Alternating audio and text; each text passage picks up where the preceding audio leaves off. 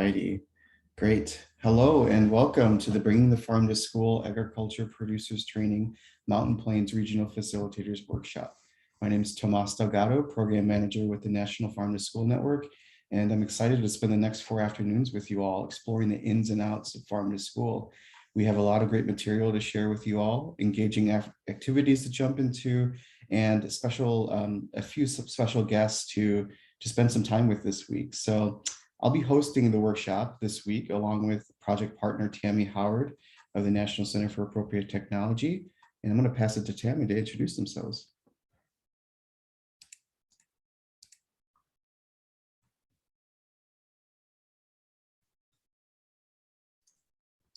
Thanks, Tomas. I wanted to thank you all for taking the time out of your very busy schedules to join us this week. We understand it's Farm to School month, so all over the nation, and we understand that it's a busy month for everybody, even more busy than usual. So thanks for taking the time to join us. And we're here this week to strengthen the farm to school movement and increase opportunities for producers by boosting producers' capacity to sell to school markets through a train the trainer approach.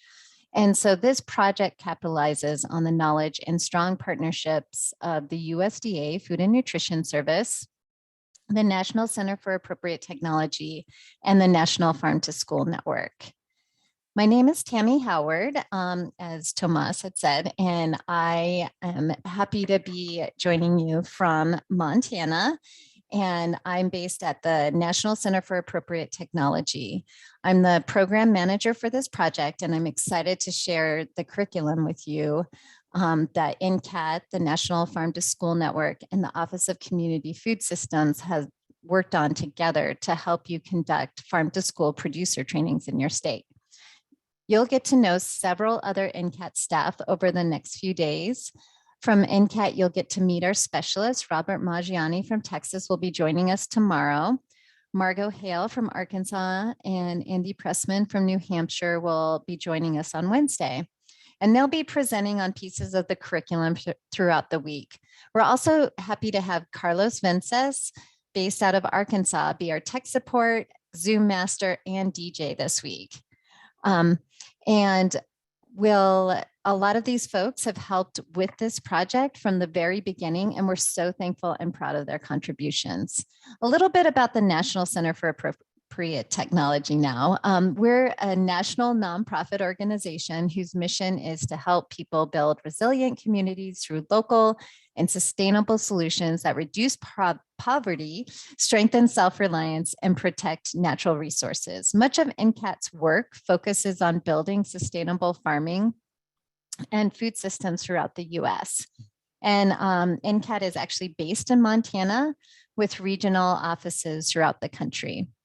We'd like to start by recognizing the project partners on the call, in addition to the staff that I just talked about. So you'll see folks from the USDA Food and Nutrition Service Office of Community Food Systems joining us today. And then 2 staff members from the National Farm to School Network are also zooming in from across the country. And with that, I'm going to pass this along to Tomas to talk a bit about the National Farm to School Network and their role in this project. Tomas? Thanks, Tammy. And for those of you who just joined, my name is Tomas Delgado, Program Manager with the National Farm to School Network, and I'm coming to you from Central Illinois. So great to have you all. There's a great turnout today. So hopefully I'm spending some great time this week with you all. So yeah, I would like to just recognize the team at National Farm to School Network for all the hard work that they've put towards this project and everything that they did to really bring this project to life. Lacey Stevens and Jenny Lee Harris for all the work they've done around building the curriculum, Anna Mullen for her work on branding and communication, and lastly, Jennifer Goodmunson for their project support and facilitation. And again, thank you to our partners at NCAT for all the work that you've done to really help this project gain form and come to life. Yeah, so just a few things about the National Farm to School Network. We have a vision to to really implement a strong and just food system for all.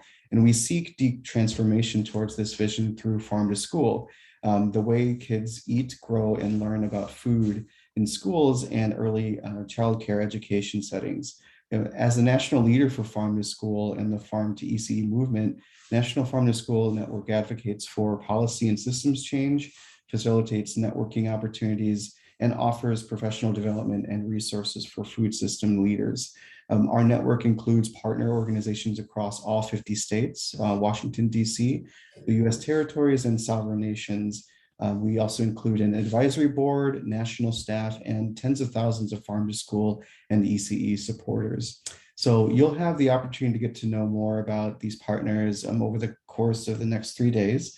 And on that note, I'm going to actually pass it to Andrea Alma, the Farm to School Regional Lead for Mountain Plains Regional Office of USDA Food and Nutrition Service Office of Community Food Systems. There you go. Hi, everyone. It's great to see so many of your faces smiling back at me here on the Zoom. I hope you noticed my my skull shirt. So kind of just bringing a little Halloween energy to keep us going through this Zoom craziness. You know, it's going to be hard to sit in a Zoom for a couple of afternoons. So let's make it happen. Thank you so much, Tomas and Tammy and the full team. As I think many of you know, I'm Andrea Alma, the Farm to School Regional Lead for the Mountain Plains region. I'm based in Denver.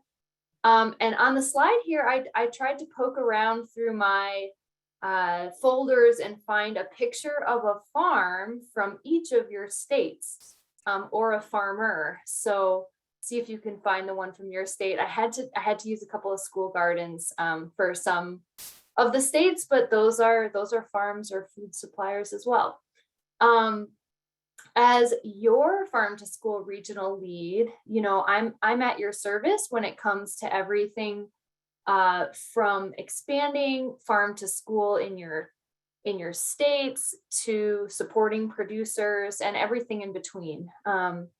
Our Office of Community Food Systems has a team of national and regional staff who focus on supporting you in 3 major ways. Our Farm to School grant program, which hopefully you saw that our request for applications just came out for the next iteration of our grant program. We provide training and technical assistance. So that kind of covers things like this producer training and other support for you in the work you do. And then research. So we have our Farm to School census and other research efforts to help you.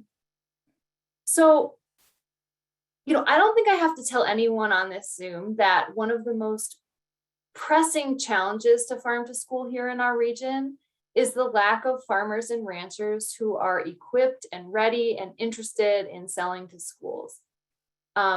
In sort of the supply demand calculus of our region, it seems like supply is typically kind of the elephant in the room in terms of how much of a challenge it can be for schools to find the supply of food.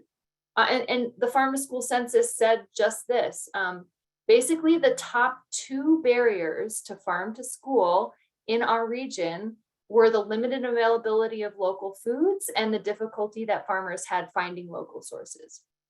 So not all of the barriers are on the farm side, and that's for sure, but I think this training will kind of show us how we can think about farm to school being a win-win for both the school and the farmer.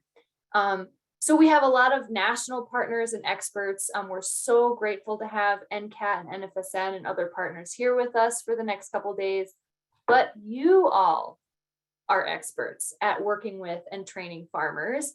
And so we're excited for you to bring your perspectives and experience, your own unique understanding of what's happening in your states with your own stakeholders, and also bringing kind of the current moment to this training, right? We have all these supply chain disruptions going on and other unique circumstances. So we'll be really asking you to layer those on to the concepts that will be shared over the next couple of days.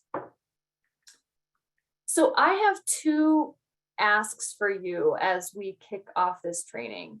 We're going to go into some group agreements in a moment, but here it goes.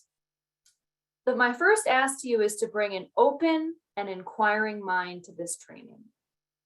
I'm just going to go out and say it. In our region, we don't actually have a lot of great examples of long-term, viable, high-volume local purchasing happening. So I think sometimes that can lead us to bring some negativity here. Like farm to school can never work for farmers, the seasons don't align, or kind of insert whatever kind of negative kind of perspective this might bring to mind. But I want you to really kind of put that aside and listen to this internal voice, kind of challenge yourself to move beyond that and try and hear the solutions and the content that is deliberately designed to help us make farm to school happen in spite of these challenges, in spite of the fact that it's not already happening everywhere in our region. And remember that not every slide that you see or every element of the training is going to work for you, but that's okay. There is a lot of really good stuff here, and there are some really great diverse farmers in your states who are going to benefit from it. I'm very sure of that. Second, I'd like you to just kind of take a moment with me to reflect on why you're here for this training. So everyone kind of take a breath and close your eyes and think about a particular farmer, rancher, or food processor you might know who is struggling right now. Whether that's a friend, a work acquaintance, someone maybe you've read about in the news. Think about a farmer who's struggling, whether it's due to COVID, due to labor shortages, the marketplace, the weather, something else. I'd like you to think about their circumstances, their situation, their frustration, and I'm certain their hard work in spite of the challenges they're facing. And remember that you're here for the next couple days to learn skills, tools, and tactics to help farmers like these who may be interested in a new option or a new market channel like farm to school. And I'd like you to kind of channel or focus on this commitment to farmers like these across your states or your service areas, and kind of commit to bringing an energy to lifting them up here, kind of committing to this training on their behalf. So, I know I've kind of closed out of my ever nagging email until we get to the breaks to try and be fully present today in honor of farmers like the ones you all are thinking about, which I realize is a privilege that will help me stay focused. But, think about your commitment to these farmers and what you're going to do to kind of show up for those farmers, and kind of commit your focus and energy on them as we move through the coming days. So next slide, please. I'd like to just thank you for being here during these crazy times when I know you're all being pulled in so many directions. I am and will be here to support you alongside our expert project team as we move forward on to discuss and adapt and implement, evaluate this training, and ideally to watch the next cohort of producers who are ready and willing to grow and sell food to schools in our region. And then ultimately, I'm here to watch this kind of farm to school connections flourish as a result of this training. So again, thank you so much for being here. I look forward to learning alongside you these next couple of days, and I am going to turn it back to Tammy. I'm actually going to jump in, and thank you so much, Andrea, for that framework. That's really what we're trying to achieve in this workshop series. So yeah, thank you for that setting. So we would like to just acknowledge the Project Advisory Council that met monthly during the curriculum development phase, offering thought partnership, continuous feedback on curriculum, and have continued to offer their expertise throughout the workshop planning phase in the grounding of the programs and exploration of best practices, finding out what works and doesn't work for for the training for training producers. So we would like to just extend a thanks to all who have dedicated their time and contributions to this project. I can pass it to Tammy. Thanks, Tomas, and thanks, Andrea, for the inspiring intro.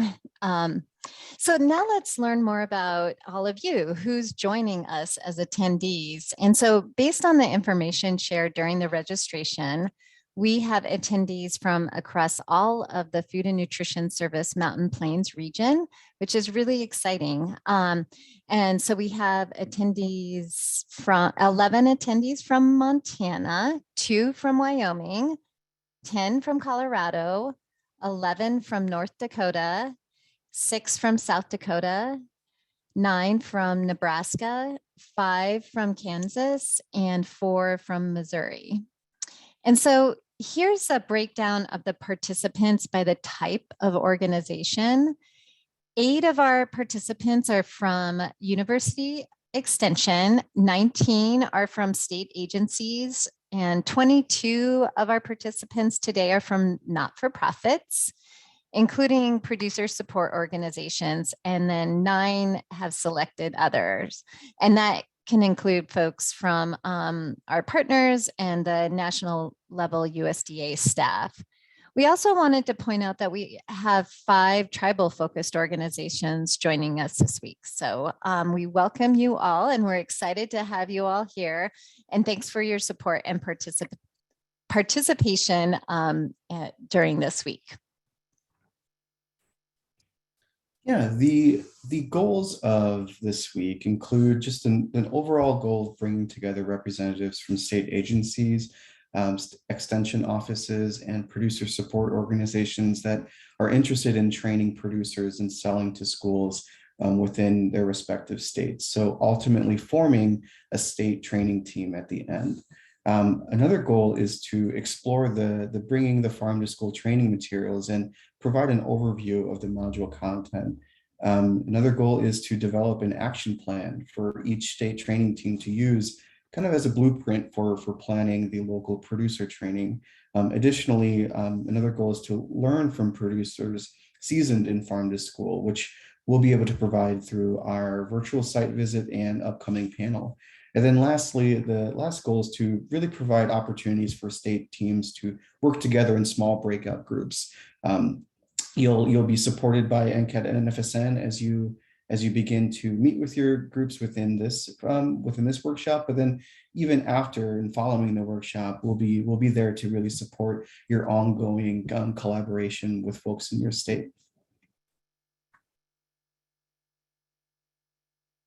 So let's talk a little bit about what we're gonna be spending our time together working on this week. So most of you have received an agenda in the packet that was FedEx to you last week. And the agenda is designed to reflect the workshop goals that Tomas was just talking about, to keep you engaged with plenty of opportunities to interact with the project content, each other, and your state partners. Today, we're spending some time introducing the training program and the trainer's toolkit content. In the second half of today's workshop, we'll demonstrate how to incorporate principles of producer training best practices through featuring a farm to school panel of buyers and producers that are engaged in school sales in Montana. And then on days 2 and 3, we'll be focusing on the producer training curriculum content. You'll gain a better understanding of the content that you will be delivering to producers, and there will be ongoing opportunities to work with your state teams. And then on day 4, we'll actually feature a virtual site visit with Gary Fair from Green School Farms based out of Lincoln, Nebraska. We'll also spend some time with the planning and outreach guide and go through the training evaluation process.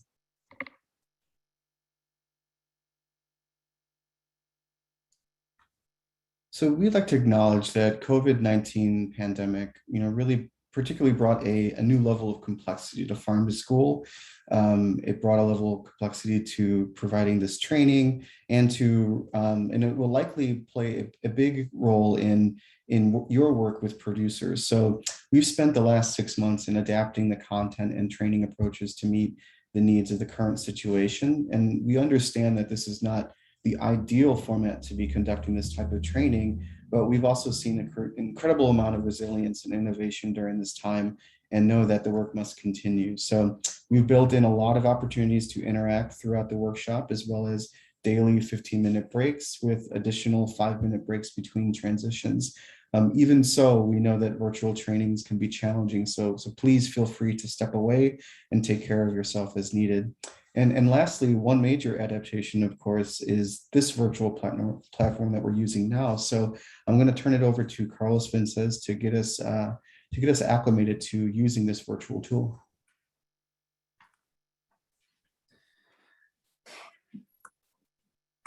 Hey everyone, my name is Carlos Vinces and I'm the project assistant at ANCAT. And this week I'll be taking care of the background components of Zoom and providing technical assistance for this workshop.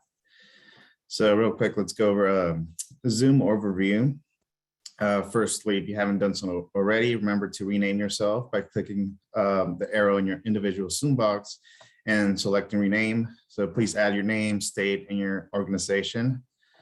We strongly encourage you to access the meeting via video versus just calling in, and to have your video on so we can see each other and increase interaction. This is especially helpful in breakout conversations, but if you must, you can call in for some of the meeting. If you're on the video but also using your phone for audio, we ask that you make sure you enter your participant ID when joining on your phone. This helps sync your video with your phone number, and you don't look like two separate participants in the meeting. Please mute yourself when not speaking to avoid background noise and feedback. And we'll also be using a few different functions within Zoom during this meeting. So we do have closed captioning as an option during this meeting. On the bottom of your panel, you should see live transcript, and you can either show subtitles or hide subtitles as desired. If you choose view full transcript, you'll be able to see the full transcript and in real time to the right of your screen, like a chat box. For different views, you can change your screen view in the top of your screen to see side by side with the shared screen in either gallery view or speaker view. If you want to see more people, you can hover over the space between the slides and faces, and the line will pop up. You can slide to see more folks, or you can just use the arrows at the top and bottom of the gallery. And if you haven't done so already, you can go ahead and introduce yourself in the chat.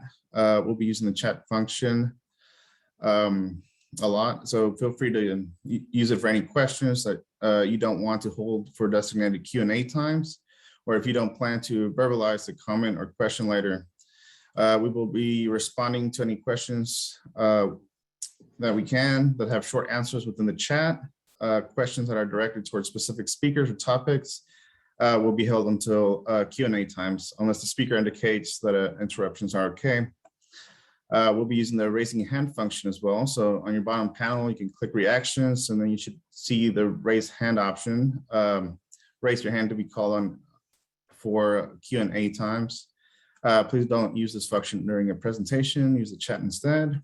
And we'd also like to notify you that your participation is considered consent to record the main room sessions. So if this is a concern, please connect with me or Lacey in the chat.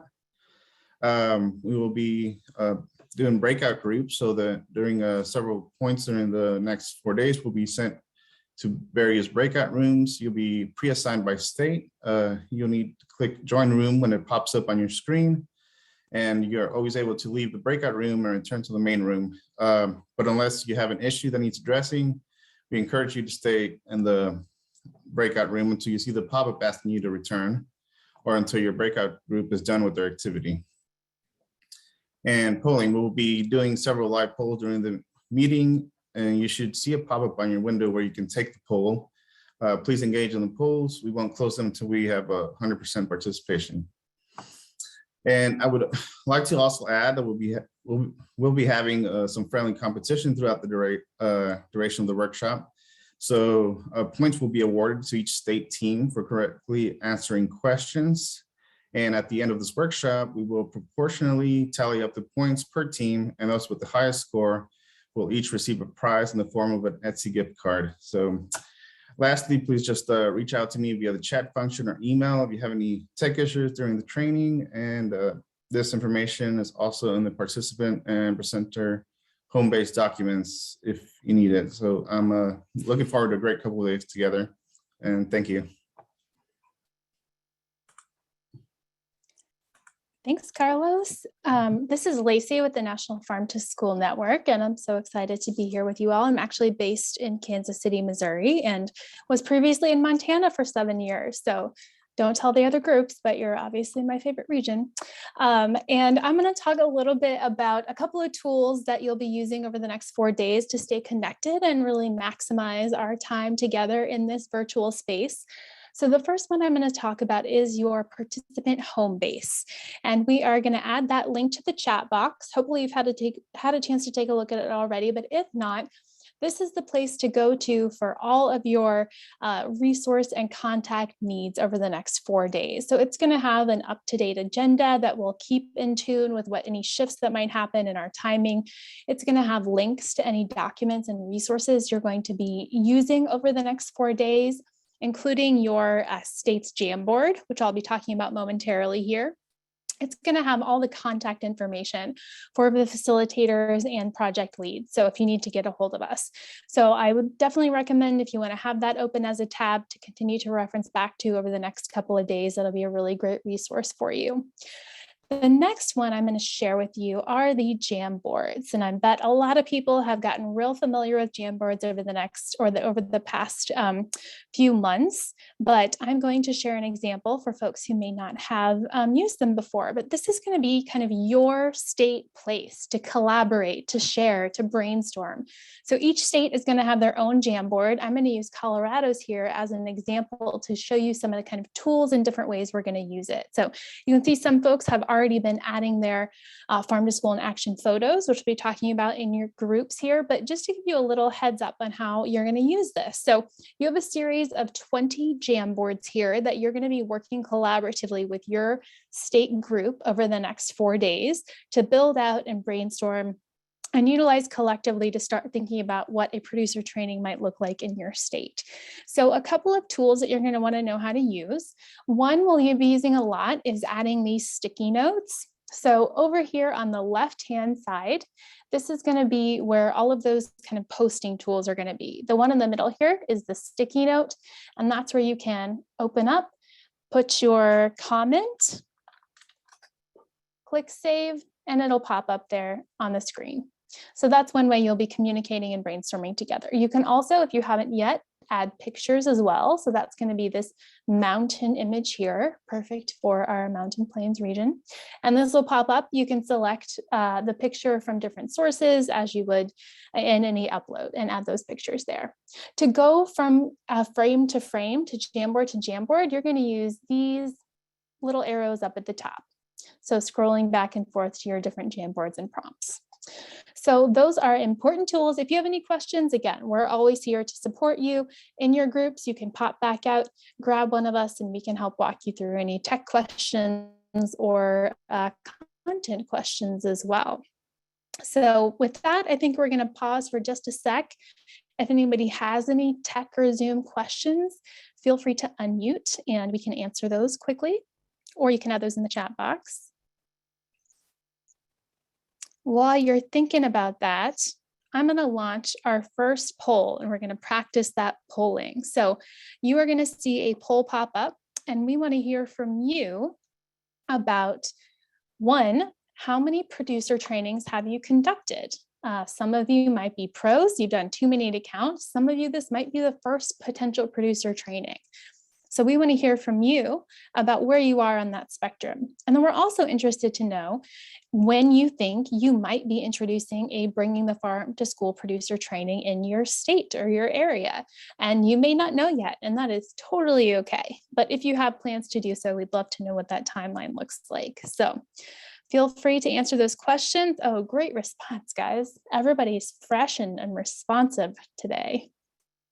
We'll give it just another minute.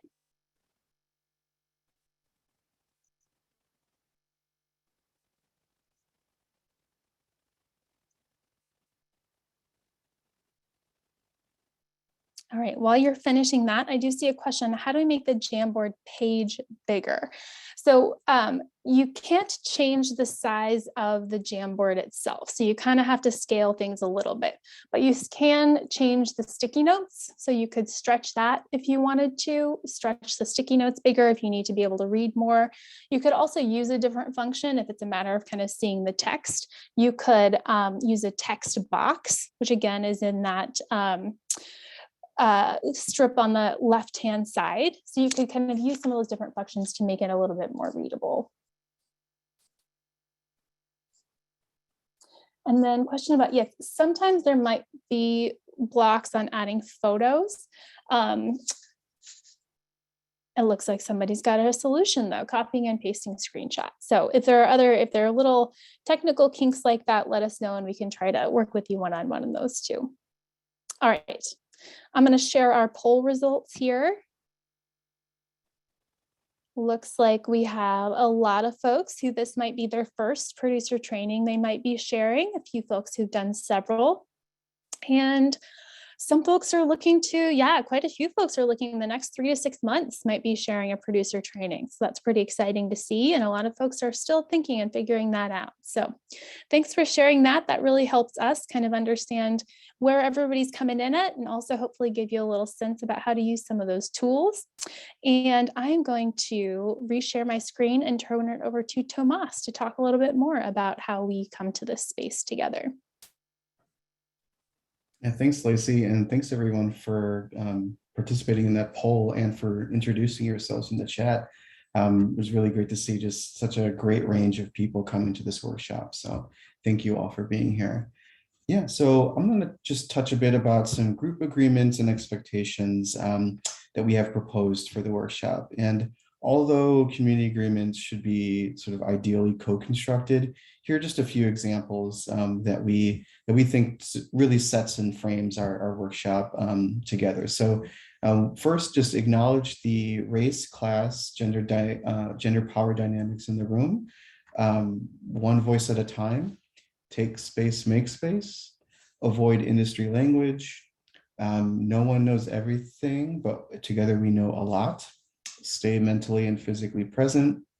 And please turn on cameras if you're able to, and come off mute to share if you're able to as well. So if there are any other group agreements that you would think should be added, please share them in the chat or feel free to unmute yourself and share right now.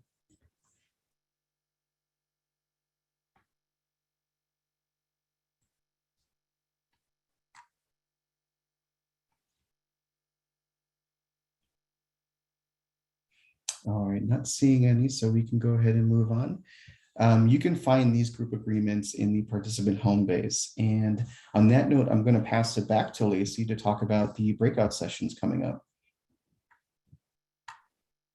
Great, thanks, Tomas. So we're going to launch into our first breakout session. As folks have mentioned, we'll be continuing to come back to these groups a couple of times each day over the next 4 days. So on the tech side, Carlos is getting ready to whisk you all away. He's got those groups ready to break out. All you're going to have to do is click the join button when a little pop-up box asks you to join that breakout room. If you, for some reason, find yourself in the wrong room, come back to that main room and we can get you in the right place. So we will make sure that everyone is in the state group that they are supposed to be in. So on the tech side, should be pretty simple on your side, but to give you a little bit of background on what to expect working in these groups. So the aim is for you to have time within your state. You are going to be with other folks who are here to be thinking alongside you about what producer training looks like in your state and what bringing the content of the Bringing the Farm to School training might look like. So you're going to be able to use this time to walk through your Jamboards and those prompts to really think collaboratively and collectively about a plan and eventually come to a plan of action about what it means to bring this content back to your state. So we do want to recognize that folks are going to be in very different places. You know, some people might already have, they know when they want to do the training, they've got a plan started and folks have maybe already had these conversations. Some people, you might be meeting folks from your state for the first time, and wherever you are is totally fine. And we hope that the prompts and the conversations can be flexible enough to meet the needs of your state and where you are together. The other thing I'll say is that folks might move at different paces through the different prompts and conversations. So if you don't get through all of those slides that we recommend within that time, there'll be a lot of additional time, especially going into day 3 and 4, that you can kind of catch up, return to important conversations, and keep moving. So don't feel like you have to be pressured to make sure you get everything done within the same time frame as other groups. So there is some flexibility there. But you will have a facilitator from your state who's been provided some training and some resources to help facilitate and move you through those conversations in your Jamboard. But if you do need additional support, Tammy and I will be hopping in to check and say hello, and you can always hop back out and get our attention. So in this first Jamboard, you're going to be looking, this first breakout session, you're going to be looking at Jamboards 1 through 3. So that first one is your farm to school in action photo, where you can practice uploading a photo or sharing a photo and just introducing yourself to folks in case you all haven't connected before. You've got new folks from your state in the group. And then you're going to have the chance to talk a little bit about some of that background on where you are as individually and as a state for what your goals are for being here. Andrea really set the stage nicely to really kind of center us on our big picture goals. And this is an opportunity for you to share kind of what your individual hopes are and where you see this work fitting into the work that you're already doing. So those prompts are all in that Jamboard. Your facilitators have guidance and the ability to continue to support you. And I think we are ready to break out.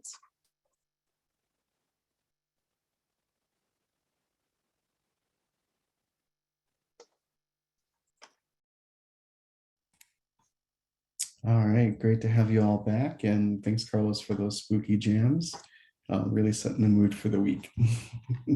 All right, so just to jump back into it, I'm going to go over just an overview of why bringing the farm to school training program was built and really why you all are in this training this week. So to jump into it, the why. So farm to school movement up to this point has been very strong in educating students and food personnel on the triple bottom line framework as it applies to farm to school. And because of this, there is relatively high demand for local products on school menus. And while there are very strong farm to school programs that have great producer tools, there are still few opportunities and resources for producers to be trained in accessing the school market specifically. So one of the goals of this project is to elevate amazing tools, perhaps tools that many of you have created, and to create new place-based farm to school innovations that'll best be utilized by producers accessing school markets. So we also aim to identify where some of the gaps exist and provide a comprehensive curriculum for state agency folks and farm to school leaders to use in helping producers capacity to sell to schools. The program approach, so this is a train the trainer project, and NCAT and NFSN have worked together with the Office of Community Food Systems to develop a comprehensive curriculum for trainers to use in helping producers access school markets in their state. This week is the 6th of a total of 7 regional workshops we have hosting throughout the United States, and we hope each state team in the Mountain Plains region leaves with an action plan to use for planning and preparing a local producer training within your state. And next slide. So the project phases. We are currently in phase 3 of this project. The needs assessment has been completed, and Carolyn Dimitri, one of the evaluators of New York University, will be sharing some of the findings within that needs assessment next. Based off of the findings, within the needs assessment, our curriculum team developed the curriculum that you all received in the mail or are accessing digitally right now. So if you would like to access it digitally, if that would be easier, we can add that in the chat. So that's a link for you to access all of the materials digitally. And yeah, so we'll be digging into the curriculum and training tools throughout the next few days. Since the national pilot hosted in September 2020, we've been working to finalize the case studies, which you can also access on our website. We can provide that link momentarily. There's that link there for you. Next slide. So after completing this workshop, state training teams will hold a local producer training within your state. And our ultimate goal is that you will have the tools, resources, and know-how after attending this regional facilitators workshop to build capacity of producers in your state. You may notice that some state training teams may conduct their producer training shortly after this workshop, sort of while it's fresh on their mind and while there's momentum to capitalize off of. Other state training teams may take some time coordinating with other stakeholders within their state. So there is no perfect timeline. We really encourage you all to consider the unique availability of producers and schools within your state before implementing any training. So there's no ideal approach to this. It's really whatever is specific to you and makes most sense for your state training team. And we'll talk a bit further about planning a successful training in more detail on day 4 of this week's workshop. And the producer curriculum is designed to be flexible, adaptable, and customizable to the training opportunities in your state. So on your screen, you'll see some options. You and your team could plan a standalone training. The producer training could be added to an existing producer-focused event. You could even collaborate to incorporate curriculum content into a similarly focused producer training event already planned in your state.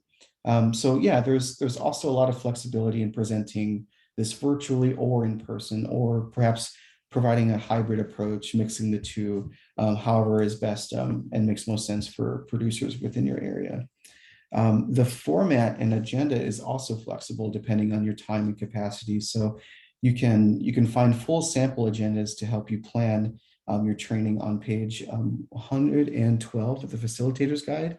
And there you'll see that we have an ideal recommendation for the format, and that's 2 days of training with experiential components like farm tours and panels, which we have built into this workshop. And we just find that involving producers and school nutrition staff in that kind of way is really the best sort of format to conduct this training. But alternatively, you can plan a single day training with maybe more truncated content. You could also create flexibility by presenting content in smaller sort of half-day sessions over the course of several weeks. And then lastly, you can even conduct a targeted training with very specific content for specific producers that are wanting to gain more experience in farm to school. Next slide. Yeah, so funding. There is additional information on funding your training in the planning and outreach guide, which is covered on day 4. But we know it's important to talk about this up front. So the graphic here, it's available as a link, and I believe it's already in the chat for you. And the digital planning and outreach guide, you should also have a link for this graphic as well. So I know it's a little small here, but you can access it that way. This is a great resource that really breaks down by program user and lists the many federally funded options for a producer training within your area. Funding resources are also listed in pages 8 and 9 of your planning and outreach guide. And this is just a start to give you some ideas in finding funding for bringing the farm to school producer training within your area. So think of this week as an opportunity to form partnerships that can help train producers and consider those partnerships as you think about funding and think about how to really get this local producer training off the ground. So I'm actually going to briefly pass it to Andrea just to touch on a bit of some farm to school specific grants within your region. Andrea? Yeah, hi everyone. As hopefully you saw, the USDA Farm to School Grant FY 2022 request for applications just opened, and folks can apply for those grants until January 10th. I'm dropping a link in the chat to more information if you haven't seen it. But a couple things to note about how that relates to the producer trainings. Number one, there's a specific track within the grant program for developing and delivering producer training. So if that's something of interest, a very focused project, it's called a turnkey track that's focused on producer trainings. Second, you could weave producer trainings into an either implementation style grant or a state agency style grant. So if you have a bigger package of activities that you'd like to do and you'd like the producer training to be one of those activities, that can certainly work as well. And finally, I wanted to highlight that there is a new priority area this year in our grant program, and that is for rural focused programming, which I know many of you work so closely with rural communities. So a project that focuses on rural communities will receive a boost in the scoring of the grant program. So I just wanted to highlight those areas of overlap, and you can always reach out to me if you have more questions about the farm to school grants. Thanks. Thanks, Andrea. Yeah, so as your state training teams start to plan local producer trainings, it's important to note that you won't be working in a vacuum. Our program team will be there to provide technical assistance and refer you to local resources for areas that your team might not be able to cover. So we'll also be available to really provide any kind of just specific technical assistance based off of whatever phase or stage you are in the planning process. And then in addition, we've already have a few webinars and online tools for individuals to access. So we'll be talking a bit more about that as the workshop goes on, but just know that you'll be given our support as we move towards, as you all move towards your own local producer trainings. So I've given you a lot of information and just want to take a quick pause to get a sense if there's any questions you all may have or any comments. Yeah, so feel free to come off mute or share through the chat any kind of questions or feedback you have at this point.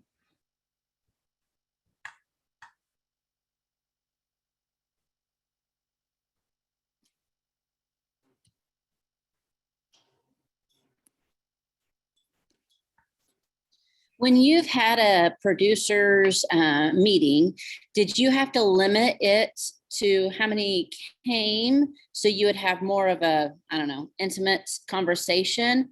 Or did you open it up to everyone and then have like different chats or different groupings for your meetings? Yeah, maybe Tammy, could you take that question?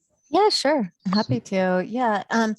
Well, so far the folks that we've helped with, conduct or get started with organizing their producer trainings, it's kind of all over the place, to be honest. So, and as you'll see over the next couple of days, there's a lot of sort of enterprise specific information, and that might be more useful for a smaller group of producers.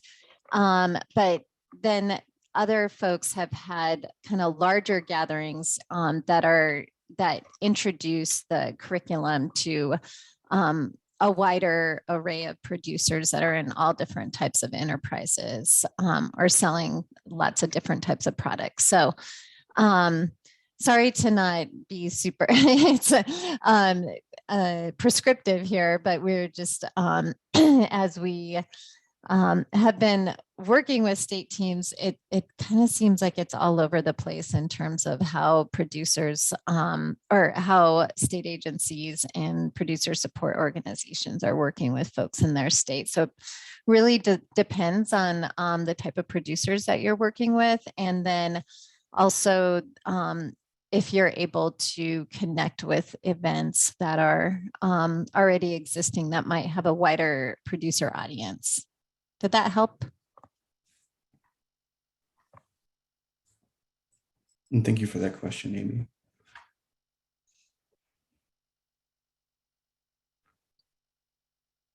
Any other questions at this time?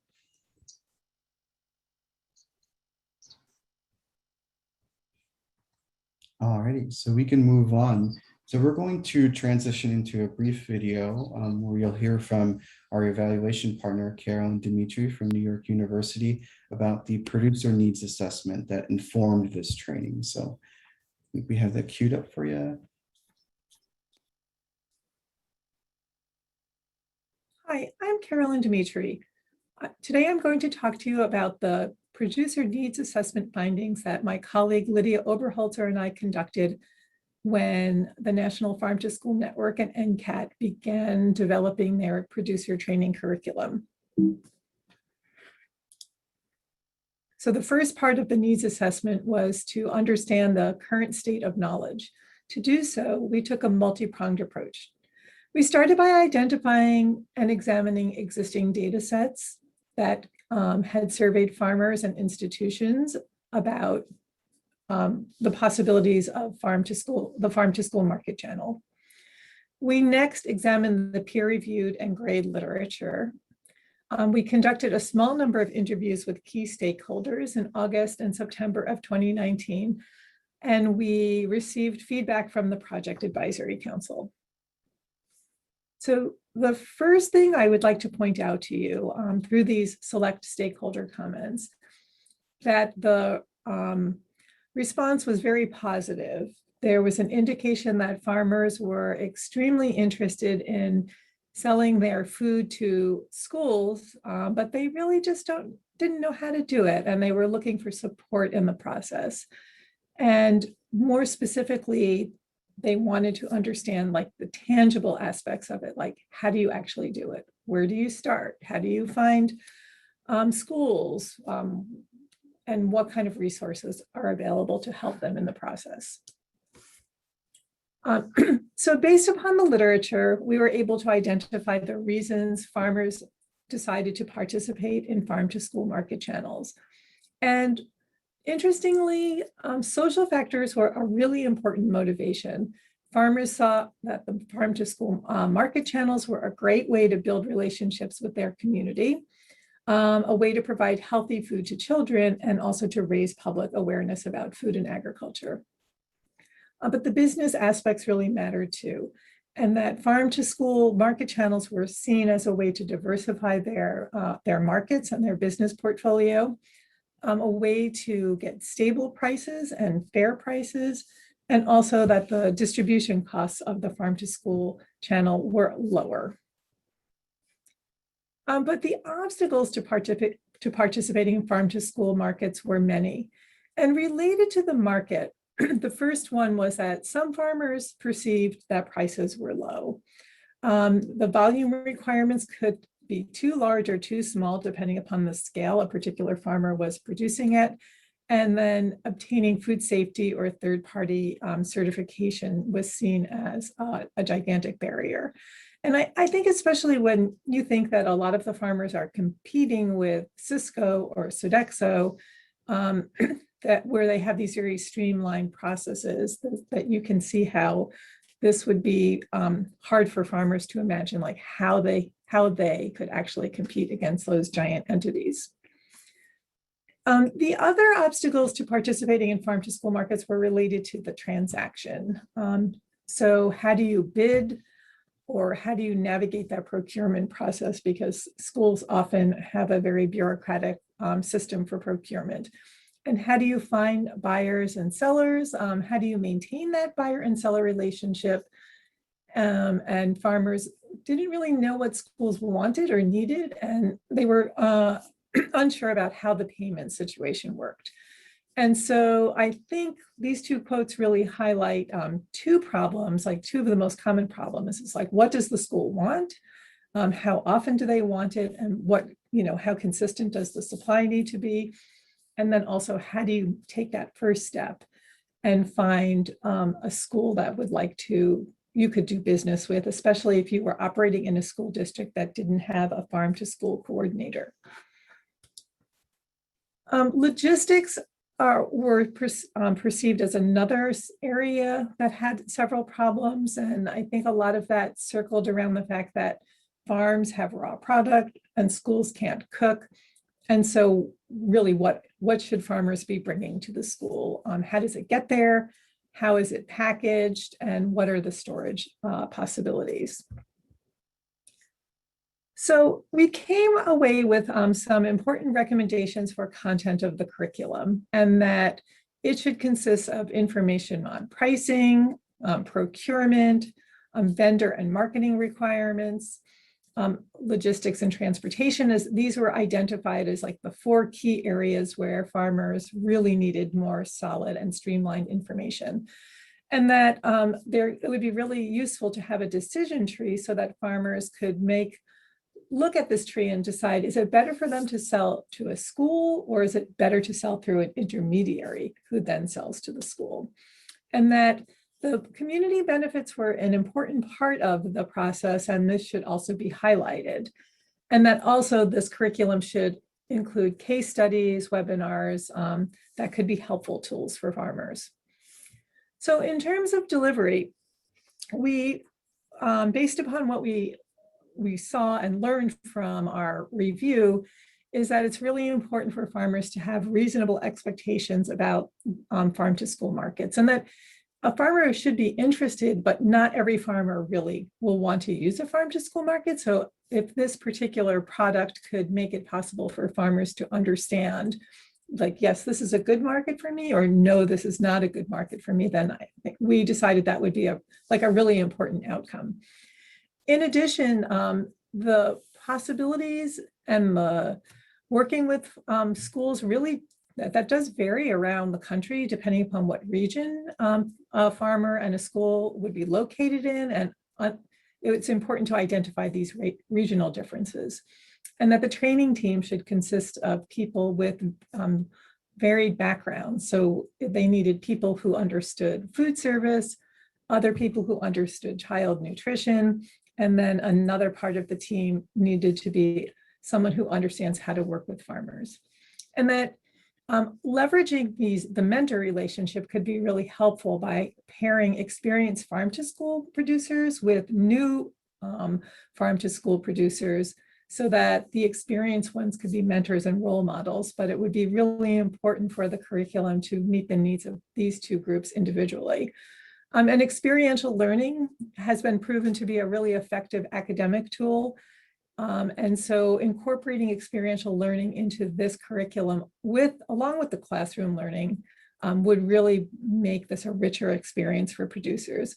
And this could include farm trips or role playing. And there are many different ways the experiential learning could be implemented, and that the webinars and written materials should be available for use in the future.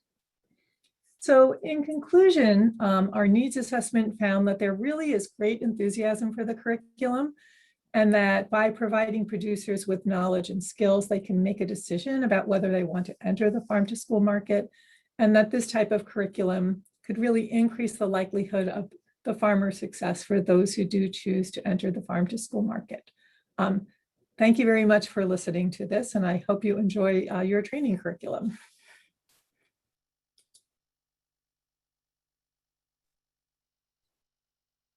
We are sending a distant thank you to Carolyn and her NYU team. It's been really impactful to be able to work with them and helping to frame the training. One resource I want to reference to you too is in your green folder that you should have received in your packet of information. There is a project background printed resource. And on page 5 of that is our needs assessment outcomes report. And so in that needs assessment outcomes report is where we kind of walked through the different needs that Carolyn mentioned and where those are addressed within the training.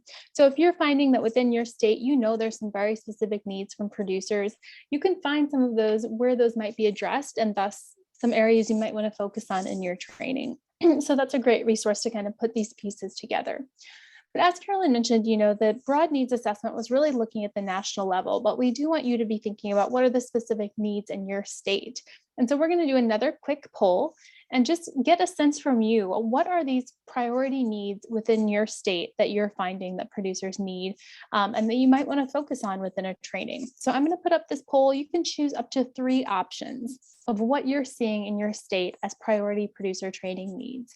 And if you're not seeing the priorities within your state in this list, you can feel free to add those to the chat box as well.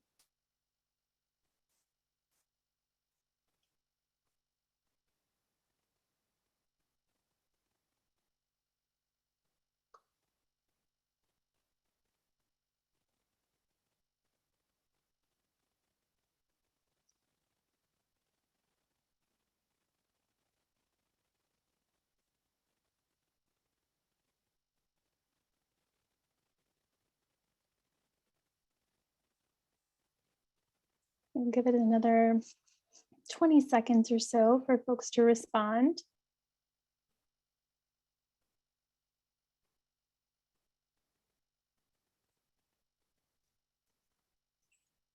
Language accessibility. Thanks for sharing that.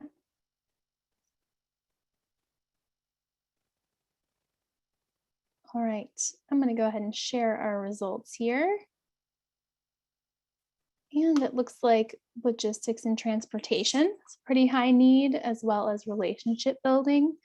And procurement process and regulations and price points also moved high up on that. Great. Well, thank you all for sharing. And we'll have a little more time in the coming days to work with your states, to do a little more brainstorming on what those specific needs are and how you can address that within your training planning as well. So I'm going to turn it back over to Tomas. Thanks, Lacey. And get slides up in just one moment. All right. So we'll be talking about training approach. And just to jump off from Carolyn, once we had our needs assessment and once we had the findings from that, we wanted to make sure that our training approach was one that could best address the barriers and challenges named by producers in a format that would be appropriate for adult learners and as engaging and useful as possible. So with this in mind, we landed on sort of 5 elements to guide our approach. Number 1 being farm to school for all. So meeting the goal of this program to build capacity for all agricultural producers to launch or expand efforts to market to schools. And that means making sure that the training approach and curriculum is stakeholder-led and informed by those working closely with producers. With contributions from all project partners, the curriculum we developed is designed to be relevant and accessible to as many producers interested in selling to schools as possible. The next sort of element is the one-size-fits-all and place-based elements.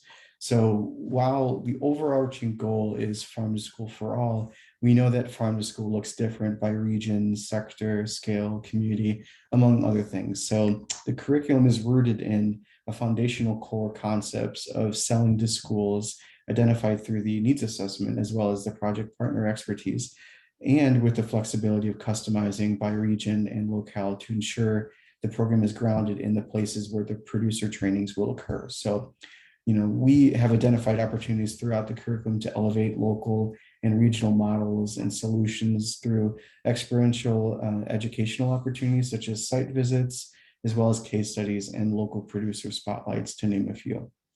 The next element for this training is the peer learning, and both the curriculum and overall training program include opportunities for peer learning and peer-led experiences, such as panels, facilitated group discussions with seasoned producers, and built-in networking and collaboration opportunities. And then lastly, the last element is action planning. So the structural common thread that you will see throughout the curriculum is the concept of action planning. And the goal of the local producer training is that producers will leave with an action plan, which will include the sort of an outlined long-term set of goals, short-term strategies, and next steps for adapting their business plan and pursuing school buyers. So additionally, state-level trainers will be equipped with a trainer action plan, which is a tool used to help trainers plan and deliver trainings to producers. So you'll hear more about the action planning concept and how it will be used for both producers and trainings later today. So on that note, I'm going to pass it to Tammy just to talk a bit more about the trainer toolkit. Thanks, Tomas. So I hope the background information you all have received so far has really helped frame how and why we've developed these resources. And we've referenced some of these resources today and will continue to do so throughout the training. Let's start to dig into those tools, though, so you can familiarize yourself with the scope of materials available to help you conduct successful producer trainings. So we use the Trainer's Toolkit to reference all of the training tools and materials available to help state training teams work with producers in their states. And today we're just going to give you that like a high level overview of the resources at your disposal as trainers. But keep in mind that we're going to really dig into these materials in more detail over the next 3 days. And here, I'll go ahead and put the web link into the chat so you all can look online as well. As I understand some of you folks haven't received your materials yet. Hopefully those are on their way though. So the trainer's toolkit is really divided into 4 buckets outlined on your screen. You should have received a hard copy of most of those materials through FedEx, except for that last bucket, which includes all of the online tools, including the entire toolkit, plus some bonus materials such as those case studies. The facilitator guide is the facilitator facing resource, basically what you all will be referencing to help conduct those local producer trainings. And then the producer workbook is to hand out to producers at the local producer workshop. And then finally, that planning and outreach toolkit are for folks that are organizing trainings. The case studies help illustrate producers and buyers that are engaged in procuring local foods with the focus on the needs of the farmers, which Carolyn just talked about in that needs assessment. So let's dig into those resources so you can become familiar with how to use them in your trainings. So first, I'm going to talk about the facilitator guide, and hopefully everyone has received that packet. And if not, they are on their way.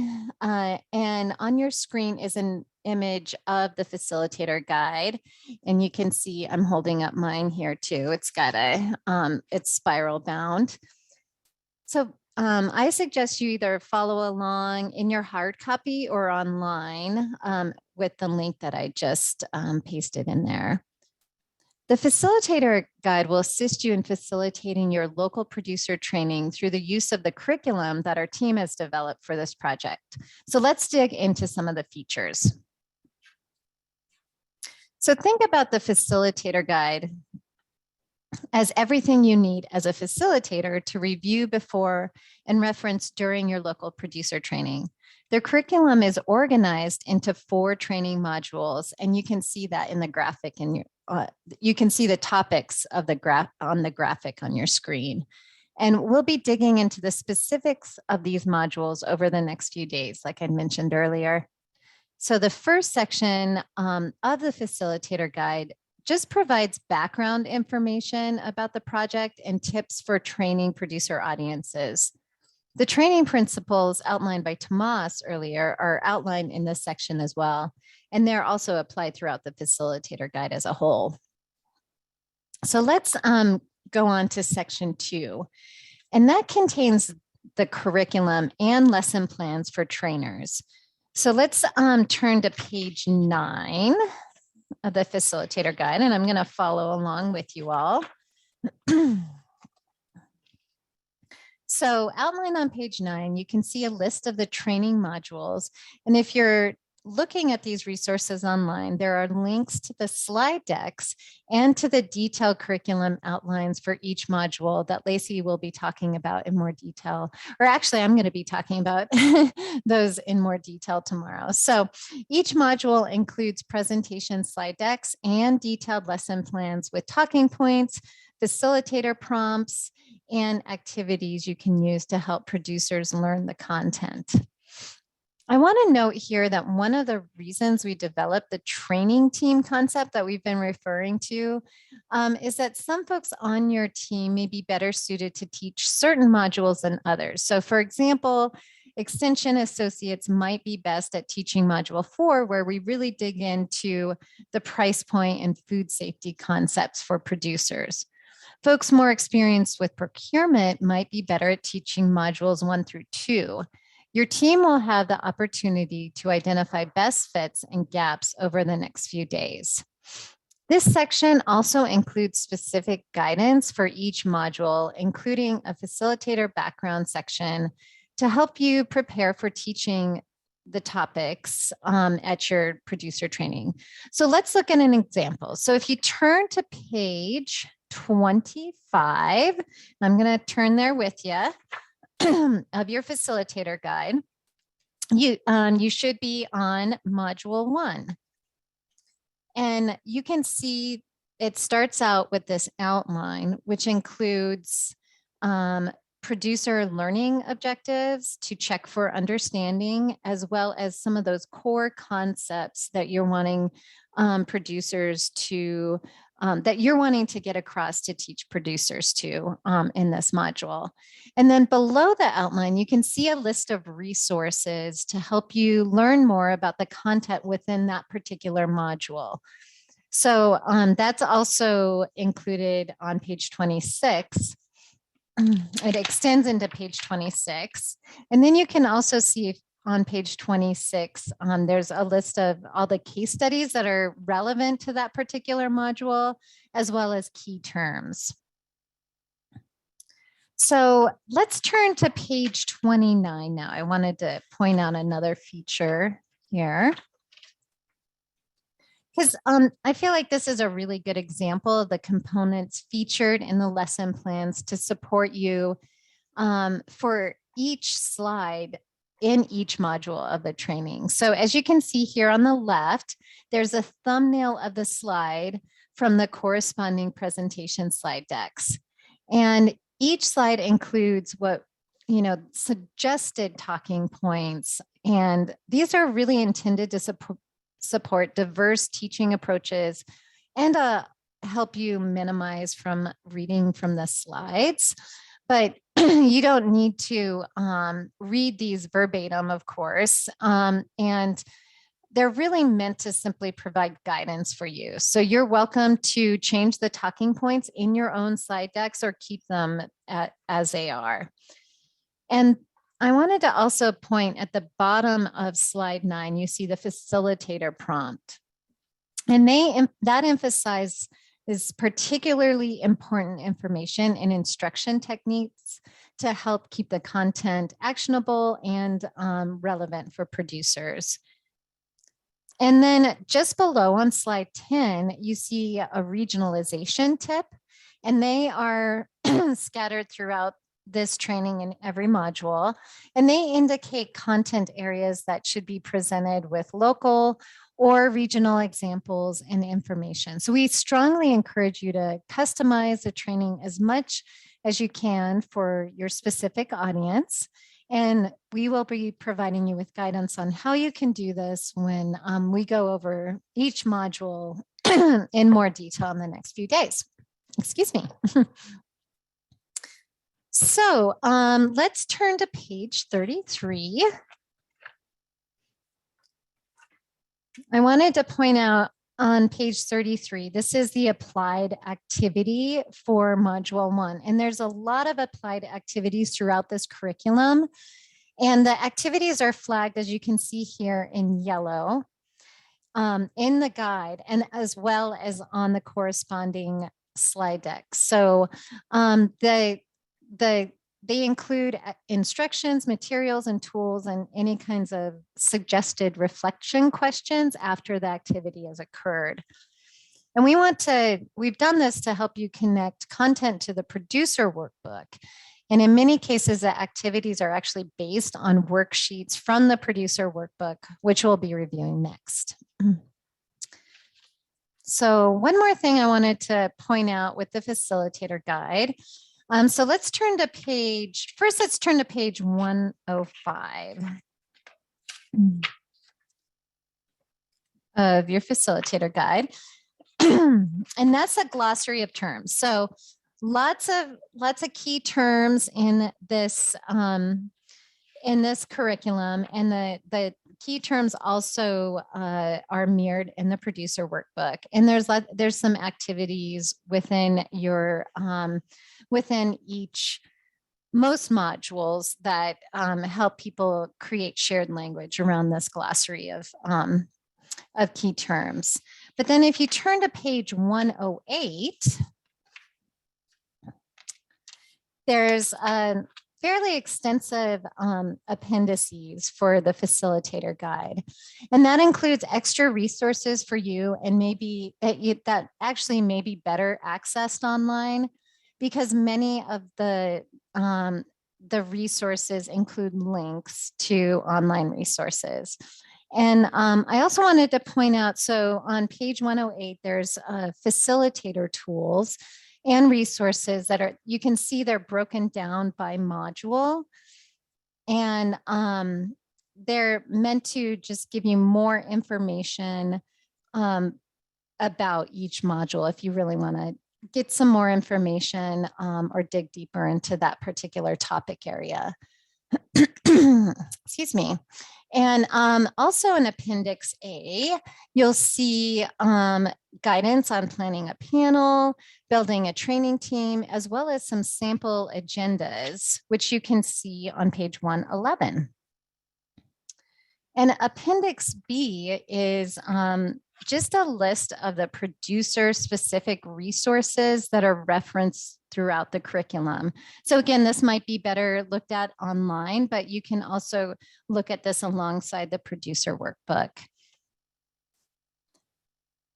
So we also have in Appendix D, another thing I wanted to point out is that we have or actually Appendix C, we have some optional online or in-person modules that don't really fall or weren't relevant to every single producer you might be working with. So check out Appendix C along with some corresponding slide decks for more resources that just falls a little outside of our curriculum. And then finally, we'll be talking a little bit more about this on Thursday, but there's some evaluation guidance on Appendix D. And then the last thing I wanted to point out is the trainer action plan. And that's located in your green folder, but it's also in the facilitator guide on page 139. So this is something that you'll be, excuse me, I have this frog in my throat. Sorry about that.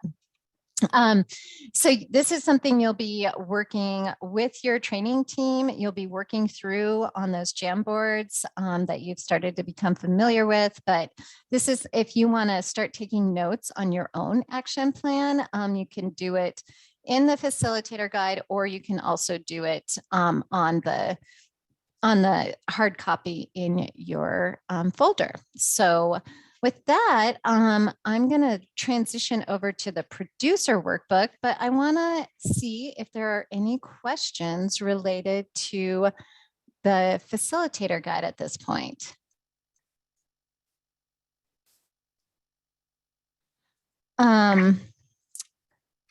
Okay, I'm not seeing anything. Feel free to go ahead and unmute if you have any questions at this point while you grab your producer workbook, which you can see on your screen, and which I'll show you here. All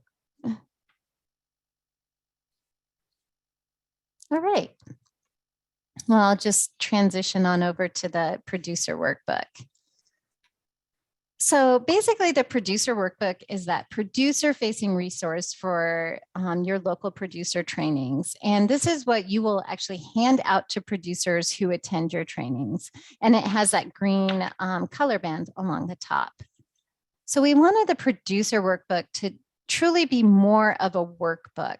So there isn't as much text as you will see in the facilitator guide, but there are a lot of activities and worksheets. And we did organize a workbook so that it corresponds by module. So just like in the facilitator guide, each module includes an outline, and but it's more abbreviated. And we just wanted producers to have a quick glance guide at what topics are included in that section, as well as a list of resources to help them understand the concepts in that particular module. So if you turn to page 10 of the producer workbook, you can see an example of one of the producer worksheets, and that's from module 1. Each module has one, or actually most of them have more than one worksheet. And many of them correspond with those applied activities that I was talking about in the yellow slide and marked in yellow in your facilitator guide. So it's important for you as facilitators to actually kind of take a look at these worksheets and become familiar with the activities so that you can help producers during the do those activities during the training. So let's turn to page 21 of the producer workbook now.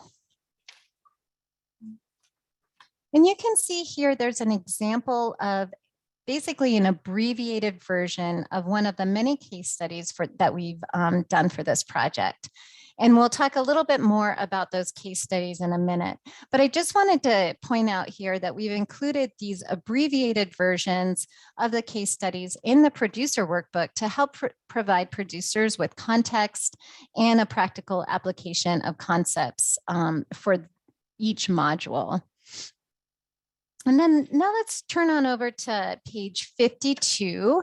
And I wanted to talk about some key resources that are included in the appendices that producers will probably be using during their training.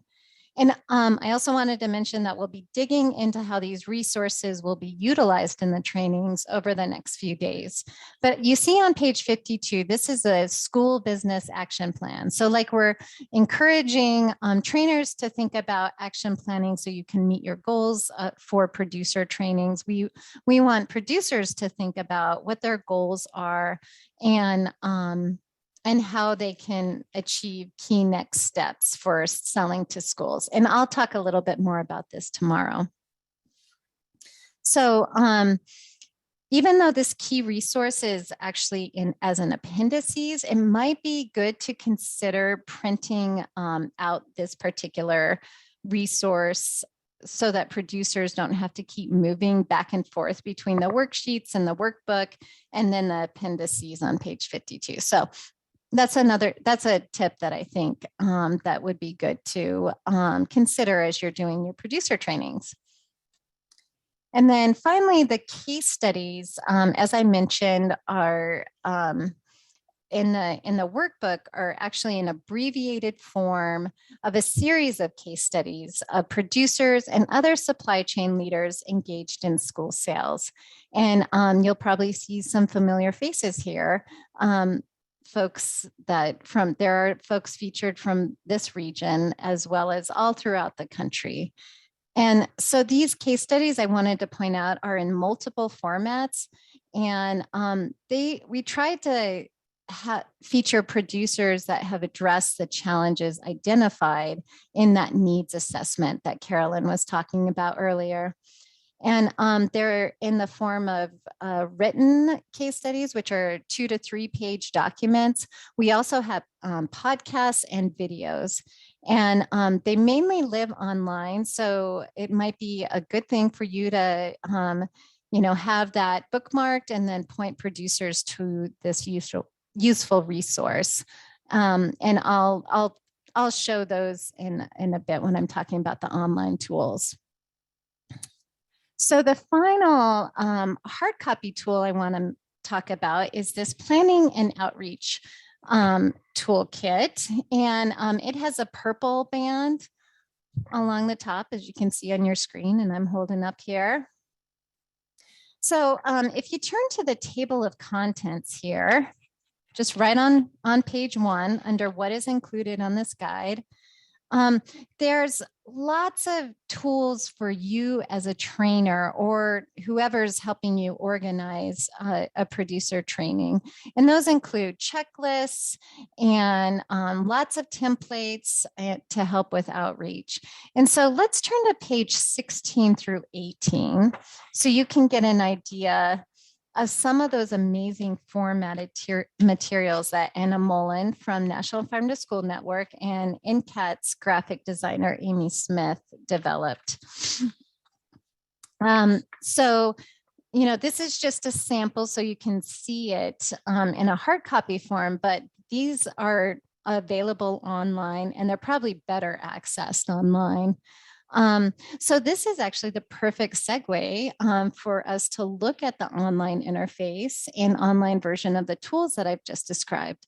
So I'm going to, Lacey's going to stop sharing her screen and I am going to navigate onto our webpage, but I just want to check in and see if there's any questions. See some questions about recording. And somebody,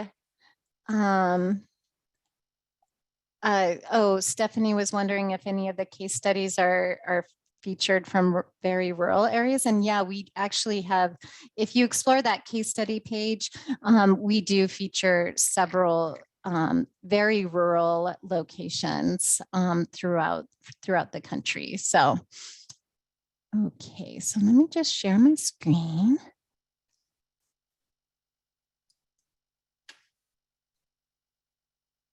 All right. Hopefully you all see the Bringing the Farm to School webpage. Can you give me a thumbs up? And please feel free to navigate there yourselves. So the page, you know, we starts out with just a, you know, basic introduction, like almost all web pages do, about what the training program is all about. You can access a one-page overview if you have producers that are really, you know, just you want to do some outreach at or a tabling event or something. You could, you know, print off this one-page overview about the project. But yeah, just kind of goals, partners, all that stuff. And then, of course, here's the happening now section is all about what is happening now, which is our regional facilitator workshops. But we will be transitioning as you folks start doing your producer trainings, we'll be transitioning out of the facilitator workshops and start sharing information about state-based producer trainings if you want to use this platform to share that information. And then finally is kind of the meat of this web page, and that's the training materials or the trainer's toolkit. And this is you can access from this section the facilitator resources, producer resources, and case studies. So let's dig into the facilitator resources. So as I had mentioned, you can download the slide decks here. So each module has a corresponding slide deck, as well as some of that optional curriculum. You could also download the facilitator guide by pressing on this or clicking on this bright red button here. And some of the additional resources that Tomas was talking about earlier, like the webinars, we're going to be adding another webinar that we just did. Well, it was like a month ago with Seth Wilner about using adult education principles will be added under this additional resources. So these are additional resources for you as facilitators. So let's navigate over to that facilitator guide so I can show you some of the resources that are really useful to access online. So one really handy thing about the online version is that you can basically access the module. Say you just want to teach module 1 and want to just do a quick view of it. You can get right there by clicking onto the link. And as you can see, a lot of the materials that we are featured in the training activities are also listed, are, you know, accessed by links here. And then let me go back up to I want to point out the facilitator tools. As I mentioned, all these are organized by module, but they are also accessible, much easier to access these resources from the online version. So, all right, let's go back to, I want to show you all the producer resources. I have it already brought up, so we don't have to wait for my slow computer. So the producer workbook is a really, same thing. They can download it by pressing on this bright or clicking on this bright red button. And then here are some more resources for producers that can be easily accessed from the producer page. And I just want to point out one thing here with the producer worksheets. So these are all the worksheets. And if, say, you wanted to just print out all those worksheets and have them ready, you could, for your producer training, you can just click the compilation of all these worksheets and print them off here. Another thing that's kind of exciting about this is that these are fillable. So, a producer can just fill these out and if they want to work on them online on their own. So that's kind of a nice feature. So let me also just show you the case studies, and then I'll go over the planning and outreach guide and some of those really great tools.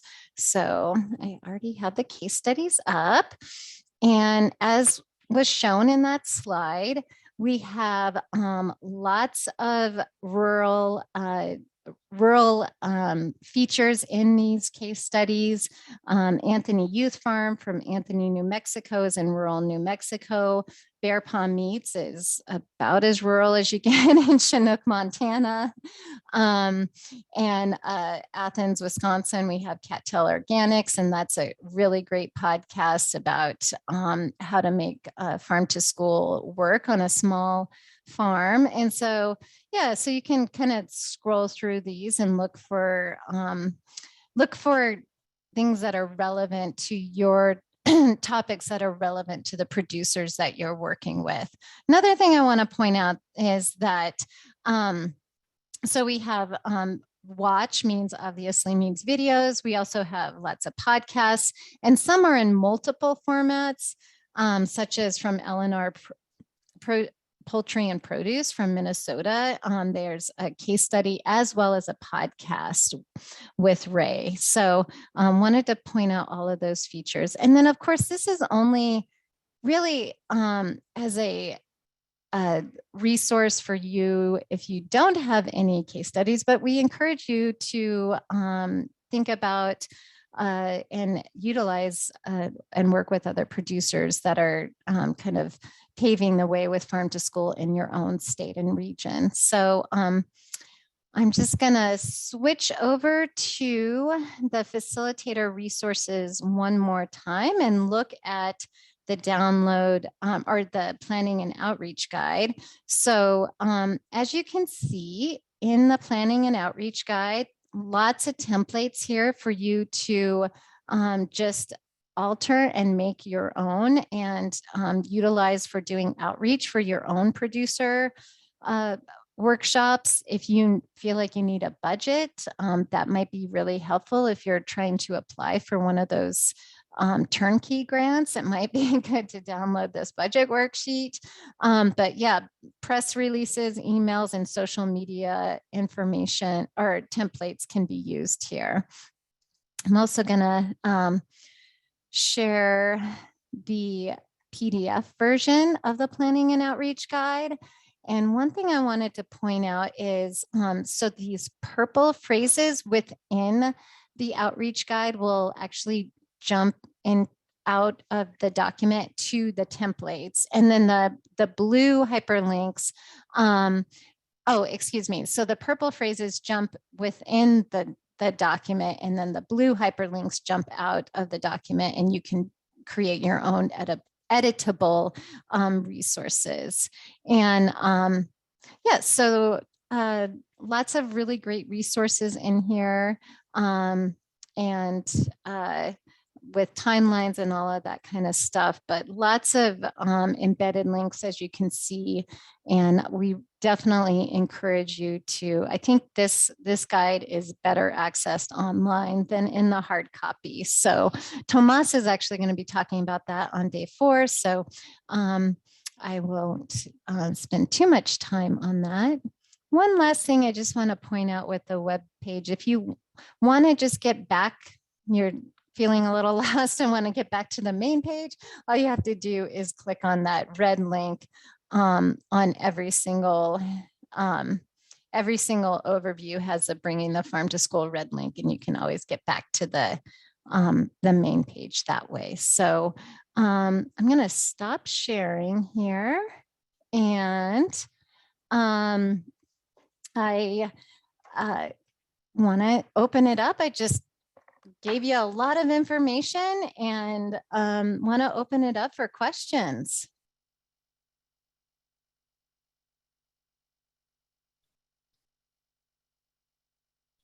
Please feel free to unmute. I see that my colleagues have been answering lots of questions here about some of the rural stuff, which is great. And I'm happy to talk about that too, because I work with a lot of folks in rural areas. This is Linda from Utah, and I met just briefly with Wyoming today too. And it seems like there's a lot of focus on fresh fruits and vegetables, which is wonderful. But if you live in the Intermountain West, our biggest product is the proteins, meats and eggs. So I appreciated seeing some of that in the manuals. But if there's anything else, any other resources that we could look to, because that would help us be have product available during the school season that hasn't been processed. Yeah, that's a really great point, Linda. And yeah, well, we only feature a few case studies on the protein piece, like the beef to school from Bear Paw Meats. And then there are some in the additional case studies that do feature, if you go all the way to the bottom of the case studies, there's additional videos from partner organizations that feature some more of the protein-based stuff. Oh, I should also mention LNR Poultry and Produce also features, does some protein and poultry farm to school work. And yeah, and you will see over the course of the next 2 or 3 days that we try to feature resources for protein specific instruction, specifically if you look in module 4, where we kind of dig into enterprise specific resources. So I definitely encourage you to do that. And then I also encourage you to, think about those producers that are successfully selling protein to schools in your region. And Deb wants me to make sure that I don't forget condiments like honey and basil, which we haven't included in our case studies, but yes, thank you, Deb. Great. I would also add, Linda, I know you're in the Southwest region and you're a welcome interloper on our Mountain Plains call today, but we do have a lot of states in our regions that have produced a lot of beef to school resources. South Dakota just came out with a good beef and bison to school fact sheet with the help of Joanna and others here on this call. So I would say Montana, Kansas, Nebraska, North Dakota, almost all of our states where you'd expect there'd be a beef to school resource, there is. So maybe hit the Googles and you might find some good like state level guides and things like that coming out of our region. And I'm happy to direct you to those if you want to follow up offline. And I will say our panel this afternoon is actually Aubrey's going to be on the panel to talk about bison to school. So that's kind of a unique thing that's been happening in Montana and probably maybe other areas throughout the Mountain Plains region too. So yeah, great. Thank you everybody for your questions. Any other questions?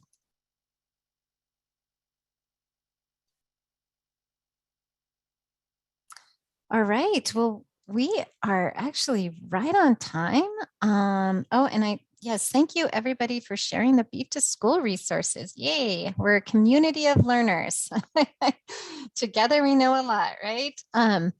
Okay, so we are going to take a 15-minute break. So go out and stretch and get something to eat, and we will be back with our producer buyer panel. All right, folks, we're going to get started with our panel. And as part of designing a peer-led and experiential training, we recommend that trainers include at least one panel or some kind of facilitated group discussion featuring local farmers and school market representatives during each local producer training that you host. These discussions create an important opportunity for incorporating local context, answering specific marketing questions, and addressing common misconceptions about selling to schools. So these panels can also function as a networking opportunity between and amongst producers and school buyers.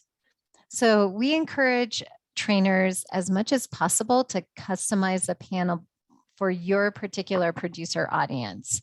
And we'll be hearing today from a food hub from Dave Prather from the Western Montana Growers Co-op, which is a food hub, as well as Brian Jones, who is with St. Labray Indian School.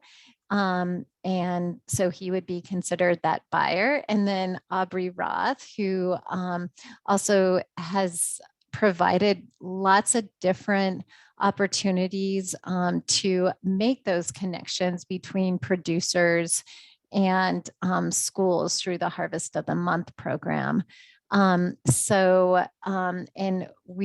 David Owen, unfortunately from Timeless Foods, was not able to make it today. So unfortunately, he's not going to be able to be here. But we really appreciate Dave, Aubrey, and Brian to be here today. So I think we're going to get started with Dave, and he's going to tell us about the Western Montana Growers Co-op, and just kind of give an introduction about how they have facilitated different school selling to schools and working with different producers to make that happen. So Dave, are you able to take yourself up? Oh, there he is. Yeah. Good to see you. Likewise. Thanks, Tammy. Yeah, so do you mind giving us a little introduction about Western Montana Growers Co-op and what kind of role it's played in school sales, and just a general introduction about what Western Montana Growers Co-op is all about? Yeah, you bet. Western Montana Growers Cooperative, we're a farmer-owned marketing distribution cooperative. We're based in Missoula, Montana. We've been in business since 2003. We were formerly based in Arlee, about 30 minutes north of Missoula, moved into Missoula around 2015. We're comprised of about 40 member farmers, and we work with an additional 40 or so non-member producers. The farms and producers we work with supply us with a range of products, including fresh fruits and vegetables, dairy, eggs, meats, grains, value-added products, and also lightly processed and frozen produce. We distribute our products throughout Montana along the major transportation corridors, east and west on I-90 and north and south on the 93 corridor, up towards Helena, Great Falls, and down by Phillipsburg. We also work with a few other freight partners who help us supply products into Eastern Washington, Northern Idaho, the Jackson, Wyoming area, and also the greater Portland area. The primary focus of our business is more grocery stores and restaurants. We also do a multi-farm CSA program directly to consumers, but institutional sales, of which schools are included, are still a pretty important part of our business. And schools have kind of always hold a near and dear place in our hearts. It's certainly not the biggest market for us, but it's something we're kind of constantly trying to improve on. We work with about 25 different public schools, but are none in a very large capacity. But we have kind of a hodgepodge of different orders that we send to schools on a semi-regular basis. But we have a fun project we've been working on lately. It's called the Northwest Food Hub Network, and it's a partnership between ourselves, the Puget Sound Food Hub out of Mount Vernon, Washington, Link Foods out of Spokane, and Mission West Community Development Partners in Ronan. And one exciting thing that just happened recently was we were able to get some Montana beets and carrots into the DoD Fresh program, so that they're available to schools throughout the state that we're not able to reach on our own. They end up going through Grasmick Produce, who holds the contract with DoD Fresh. But yeah, constantly trying to do a few different things like that. We're excited about that project and where it may lead to, but I think that's probably, we'll do it for an intro. I don't know, need to take too long there. But. No, that's great. Thanks, Dave. And so now Brian's going to tell us, Brian's from St. Labret Indian School. Hey, Brian. Hello there. How you doing? Good. So if you could just tell us a little bit about your location and the number of students you serve and what your food service model is, and maybe talk a little bit about your Bison to School program as an intro to our participants. Sure, I'd love to. St. Labret Indian School, and we have 3 campuses, actually 4. The main campus is here in Ashland, and we serve pre-K to 12, and we have about 260 students this year. We're down quite a little bit just because of COVID. And then we have another campus, Pretty Eagle Catholic Academy, and that's right outside of Hardin, Montana, in a little town called St. Xavier. A lot of people might know it because of Fort Smith. It's right on the base of the Bighorn Mountains. And we serve 135 students there. Then closer to Billings, we have a school. It's called St. Charles Mission School, and it's in Pryor. We have about 90 students there. And then Lodge Grass, it's our big one. We have 14 preschoolers, and that's one of our immersion preschool campuses where all the language is being taught there and stuff. And I service those out of our school at Pretty Eagle. We take over the meals. At our main school, we also have a dormitory, and we house. This year, we're doing about 45 to 50 students that are here Sunday through Thursday. So we're also cooking dinner for them. Our model is, up until COVID hit, we were pretty much 95% home cooked, home baked, everything was done. I've been able to purchase all of our packaging equipment. So now when COVID hit, was able to put the packaging equipment to use, so we can still use all of our USDA, all of our products that we get in every year, instead of just sitting in the freezer. We're now going with more grab and go, just for the simple fact of staffing. Our staffing situation is down due to retirement, COVID, just what everybody else is suffering with. Now on the buffalo side, this gets exciting. We have our own buffalo ranch. It's just a little ranch. It's about 19,000 acres in Custer, Montana. And we have 180 to 200 head of buffalo. And we have anywhere from 300 to 500 head of cattle. So I use buffalo pretty much in everything. I've even got buffalo bacon being processed. Yeah, it's really exciting. I asked them if they could do it and they had no idea what it was. And the next year when I called them to have it processed, the gal was more interested in telling me that they figured out how to cut buffalo bacon. And so now with that being extremely lean, there's things you have to learn how to cook buffalo bacon. So to get it, when you hear bacon, you think crispy, juicy, everything. So you gotta do things a certain way. And we do mix our bison with some items, not all, with beef. So I butcher 20, on an average, 20 head of buffalo a year, and about six head of cattle. So, and everything is pretty much, like I said, homemade. Now mine is a little bit different than having to go out and get procurements or anything. There's only a few places in the state of Montana close to us where I can take in 20 head of buffalo and to have them inspected, slaughtered, packaged, and shipped. So I use Stillwater Packaging in Columbus, and they basically twice a year when I take my buffalo in, have to shut down their whole facility, clean it all out, and run. We do 10 one time, and then we'll do 10 the next.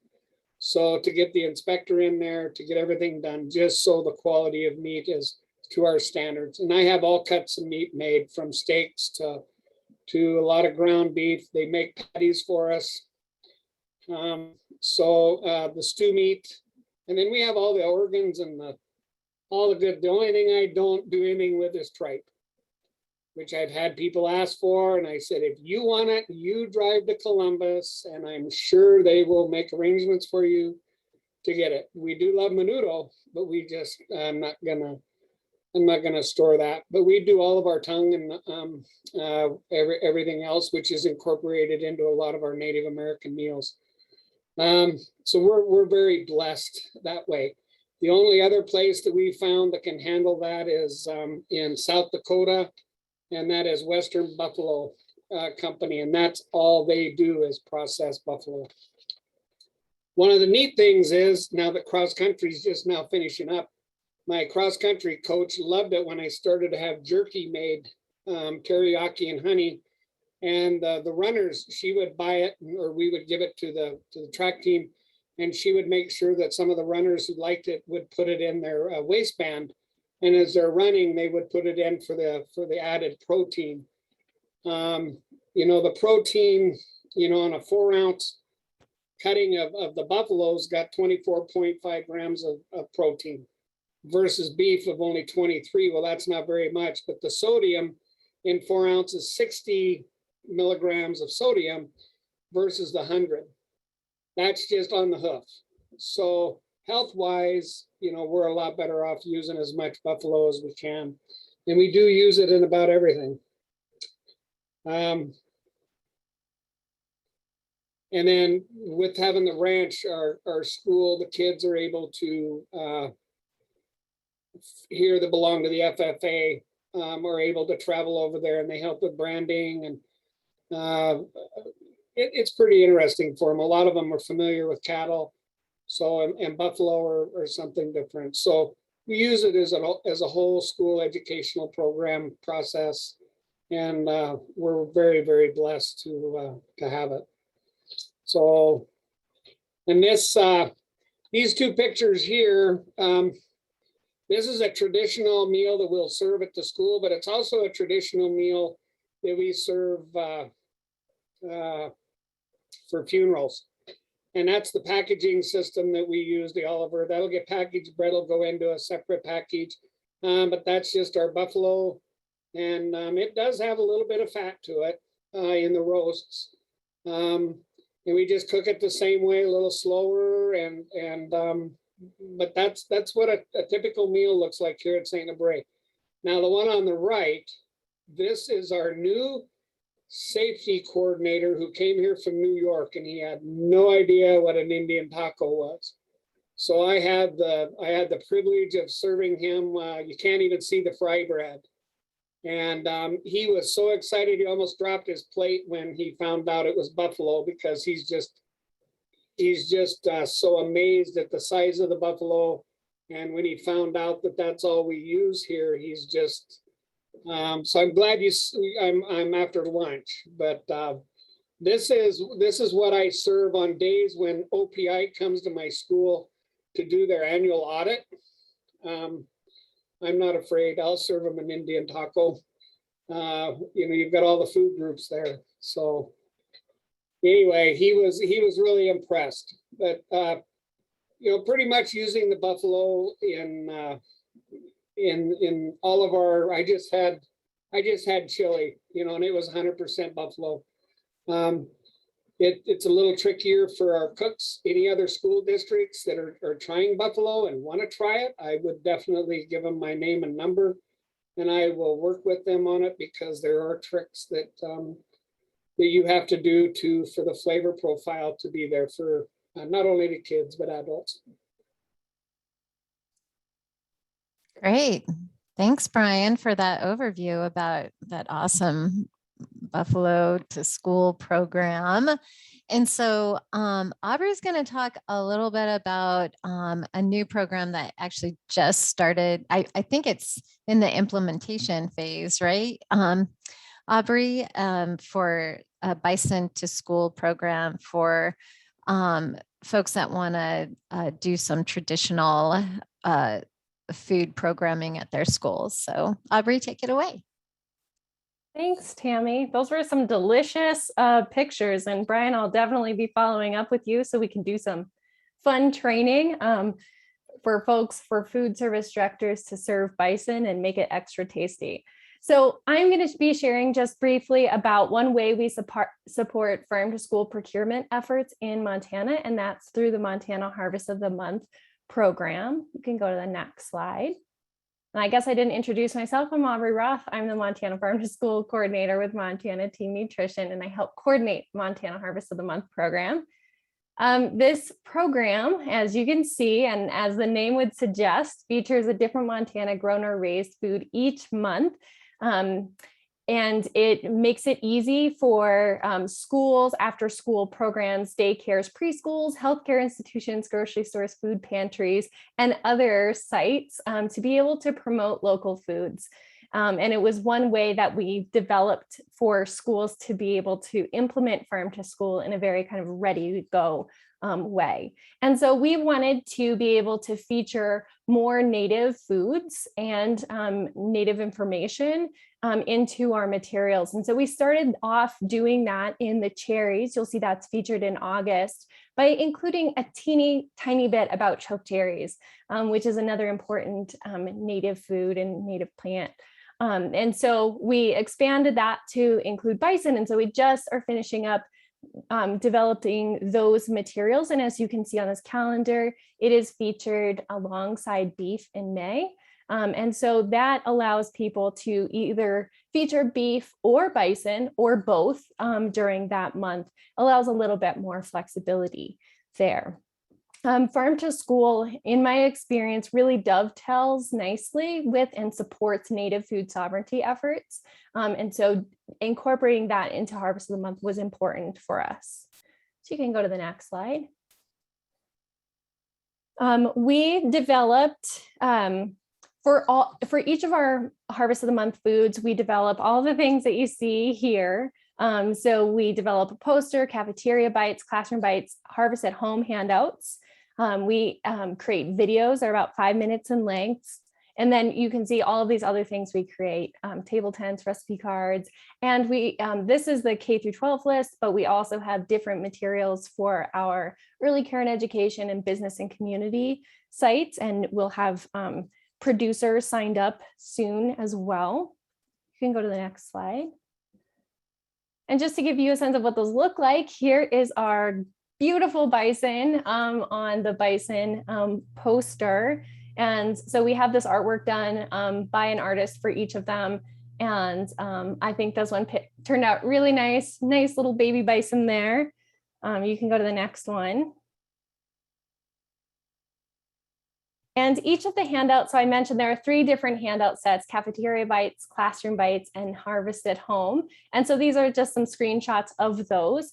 They include, each of them include educational activities, nutrition information, a book list. They include recipes. You can see on the right is the bison lentil chili recipe, and that's a food service size. And then we also just have other information in each of them. So if it's, brassicas, there'll be gardening information, but if it's bison, there's going to be native language information and historical context rather than gardening, because that doesn't make sense for this food. But you can go to the next one. This is just one more of those handouts, giving you a sense of the information that's on them. They're really short. They're either 4 pages or 2 pages, depending on the handout type. And so in terms of sourcing for these, for the Harvest of the Month foods, they do their own sourcing. We do help make those connections, but ultimately the sites that are participating in this program, which is free for them to register, is up to those sites. So up to the schools to purchase the bison or any of the Harvest of the Month foods when they're serving them. And they do serve them there. The intent is that they serve them in a school meal or snack. They do an educational activity and a taste test with each of the Harvest of the Month foods in the designated month. And so for bison, that does provide a challenge because bison, if purchased on just kind of commercial market, is quite expensive and particularly not affordable for many schools. And so there are a few kind of options for that for schools that primarily serve Native students. They can check into the Intertribal Buffalo Council for resources. As Brian mentioned, there are herds around Montana that schools in those areas may be able to tap into if they're serving Native students. And there are several bison ranches around Montana, but again, some of those prices may not quite be that great for schools. But that's another reason why we decided to partner bison with beef in 1 month, so that those schools that just felt like they really couldn't afford it and couldn't access it didn't feel left out of the program and could choose an alternate option, because we do really aim for it to be flexible and useful.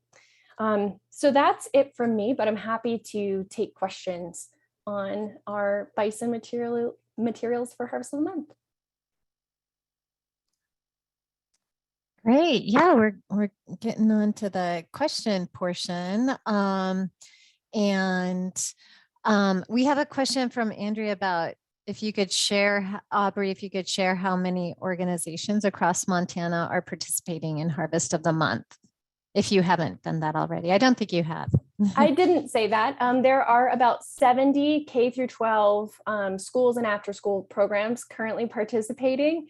And Lizzie and Mara actually manage the other audience group. So if they want to pop in or put in the chat box, those numbers, I can't remember those off the top of my head, but we've had over 130 Harvest of the Month sites. COVID has taken a pretty large hit to participation in the program, since it feels a little extra for schools. They're just struggling to get the meals out, let alone do additional things. So yeah, so Lizzie popped in there that ECE, Early Care and Education, has 26 sites. And then I know we have a few business and community sites as well. 7. It's a team approach. Great. So Dave, I have a question for you. So could you describe your process of working with schools? Like, how do you set up that arrangement for them to procure local product from Western Montana Growers Co-op? Yeah, you bet. So we've come at this from any number of ways. I mean, schools can just call us up and order, and we can get an account set up pretty quickly. And if it's in a place that we can deliver to, that's been most common recently, which is probably why it hasn't been, a large market for us. But it's, we can just take orders and fill them if it's products that we keep in inventory or products that we have in our just-in-time system for produce. We've done some more complicated things in the past. A number of years ago, we were working pretty closely with Kalispell Public Schools, and we developed a program for doing some processed fruits and vegetables that we were using for both the fresh fruit and vegetable snack program and the and just some frozen items that they were able to use for regular food service. And we kind of came up with, this was in partnership also with Mission Mountain Food Enterprise Center out of Mission West Cooperative Development in Ronan. So we they have a processing center there for those of you who are not local or not aware of that. So they're able to take raw products, such as butternut squash, and take them, peel them, cut them up into cubes and freeze them, or pack them fresh that we're able to then pick back up and distribute out to schools. So we would go through a list of products that we had available. We have a calendar with a pretty good idea of when the items are available throughout the year. Everything's local in Montana, so it's, of course, our produce season is somewhat limited, but we would go through the list of just the fresh fruits and vegetables, and then try to determine which items could be processed and which ones could be used a little more heavily throughout the school year if we were able to put them away and hold them for them. So we came up with like an MOU with the school to determine which items we're going to do, how much of them, and we had a few years of doing that relatively successfully. We had some limits with kind of when the products were available to get processed, and then trying to incorporate, Ronan and Pulse, some of the other two schools that pretty regularly participated. But we kind of ran out of, I think, people traction to really take it to the next level and get it to where it was real sustainable for us and for the processor to really make it work. But it was a pretty good effort that I would like to see recreated. So. Yeah, maybe with this collaboration with the Food Hub Network. Okay, so I think, Linda, do you want to, I'm not sure if this is for all of our panelists. Has anyone used a procurement technical assistance program in your states to get access to state school food programs?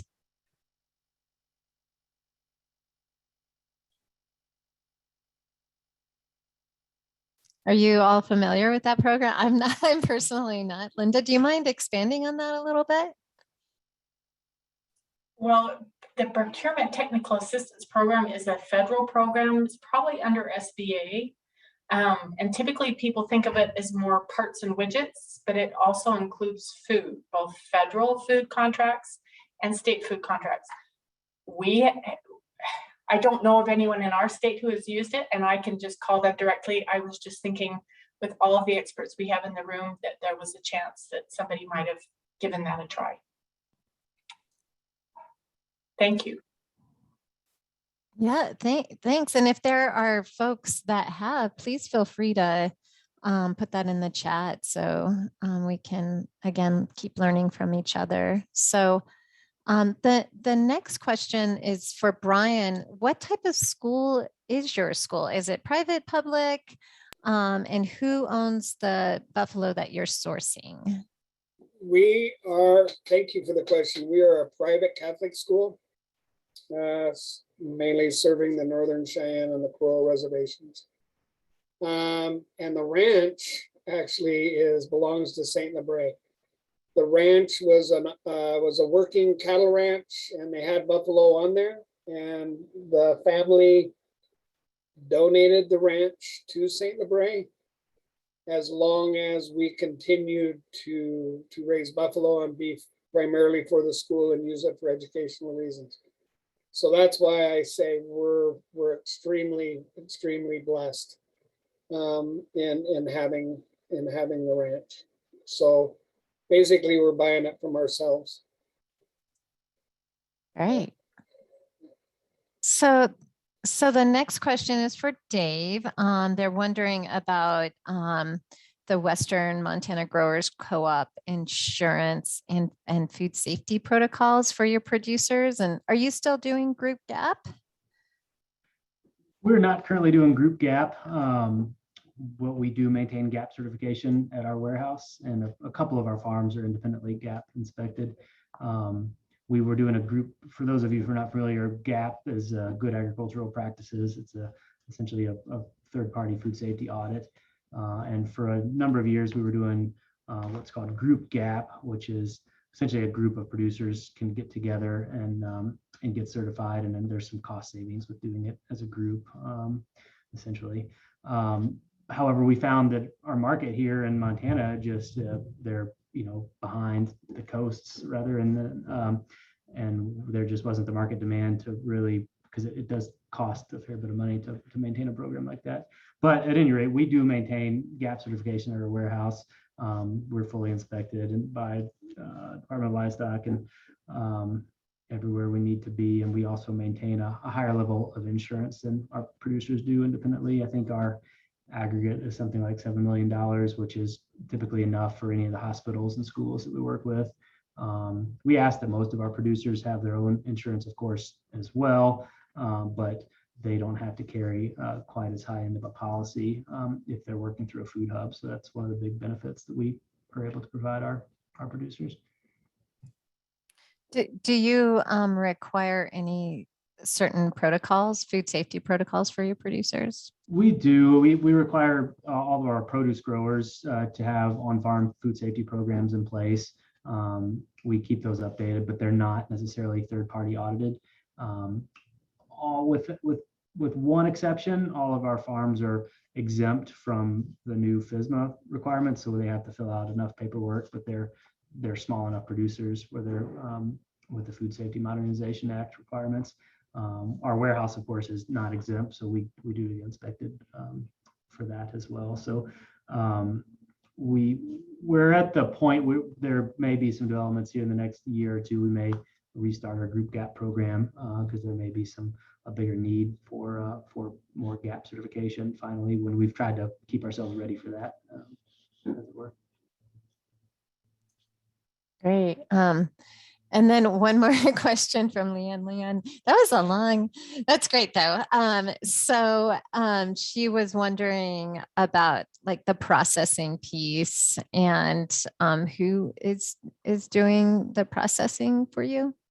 Yeah, great question. So the processing is all handled at Mission Mountain Food Enterprise Center in Ronan. We don't have our own processing facility. So it's very much a partnership where we'll, pick up the raw products from our producers, send it up to Ronan, they'll process it. And then if it's frozen, it'll get stored there in the freezer space that we rent. If it's fresh, we just pick it back up in a couple of days and get it out to the schools. But yeah, it's very much a partnership. Great. I see Andrea included the link. Thanks, Andrea. And then one other question for Dave about the DoD Fresh program and how that's worked for you. I understand it's pretty new, but yeah. Yeah, very new. That. And I'm luckily enough, I did not have to be the one to set it up. That was kind of like I mentioned, came out of our Northwest Food Hub Network partnership. So we have essentially a broker who works for us, Elliot Smith, and he got it set up for us. And so far it's been great. Basically, we just sell products at kind of a distributor cost to Grassmick Produce. They're out of Boise, and I believe they have a Spokane warehouse too, but they're the produce company that has the DoD Fresh contract in Montana. So then once, we'll send them like a pallet of carrots, a pallet of beets, and then they have those on hand in their inventory to then ship out to the various schools that way. So it's been super simple on our end. Pam, of course, was very involved with getting that set up, but I don't have a lot of details onto exactly how it happened. But it's from a producer standpoint, it's been great so far. Great. Brian, I was wondering if you could talk a little bit about the processing of your bison, because that can be a major bottleneck with a lot of producers in general, but trying to sell to schools. So it sounds like you have an arrangement. Have you experienced any issues this year with that particular bottleneck? Not this year, we haven't. We have it, when our buffalo were usually in the spring, we have them harvested. So we have the weather. When you're scheduling it with our processors, like I said, they close it down and they're waiting for us to bring our buffalo in or our beef in. And if we can't get them there, then that's the only problem we've had is the lovely Montana spring where you can get snow, or we're subject to that. And then the processing, it just, I look, all of our inventory we don't have the freezer capacity here. So I use DTS and Billings, and that's where all of our buffalo is stored. And they deliver to me on need whenever I need a pallet of certain things. And then here with COVID, I donated, we donated quite a bit of buffalo to the Northern Shan tribe and to a couple of the nonprofits there in the Hardin and on the Crow Reservation to get out to families. And so that was kind of nice. Yeah, that's where it's processed. Dave's place, I took a tour of it a couple of years ago. It's excellent. The place he's talking about up in Ronan is top notch. I just wanted to give them a shout out of what they're doing there is amazing. But on ours, that's the biggest thing is just the timing has to, because they're booked out doing custom slaughtering. Then they have the game season coming in where people deer and elk and everything. So it's really just a scheduling issue we have, Tammy. Yeah, we definitely talk about that in the curriculum, is making sure that you're able to schedule that so you can satisfy the school contract and all that. Well, Aubrey, could you talk about how Team Nutrition and the Montana Farm to School project has helped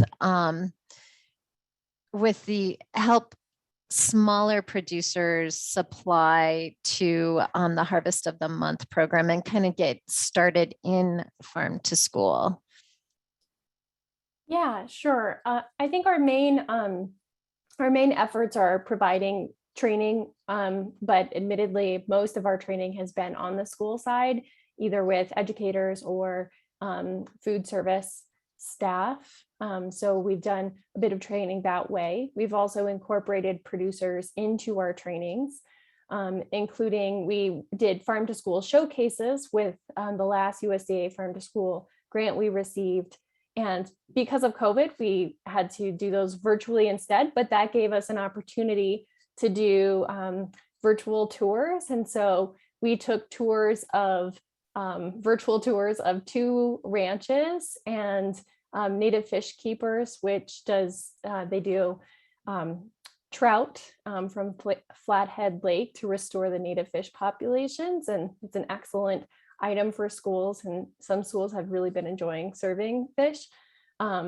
And so we do that. And then we also help to connect the schools with producers. So if we get questions about, someone's looking for apples for crunch time, for example, which was last week, then we try to direct them to the resources so that they can find them. If that's, Dave, or if that's going to the Abundant Montana map and looking at that. And then we really do try to train the school food service directors to be able to go out and find those producers. But we're really excited about providing producer training moving forward, and also adding the producer sort of audience group within Montana Harvest of the Month so that people can find those producers a little bit better. Great. Yeah, great point. And so, Brian, I was wondering if you could just talk a little bit about how have you had to adapt your budget or anything as a result of, because I know most schools have a very limited budget to purchase and since you have a different model, just wondering how that's working out with the budget In using the buffalo or just in general? and using the bison or buffalo. Yes. Yeah, I'm using the bison with, I mean, I'm able to a little bit control the price that I'm getting. That it's just a set price of what I'm paying for all cuts of the meat and for everything, and then the cost, and it's just figured into my yearly food cost budget.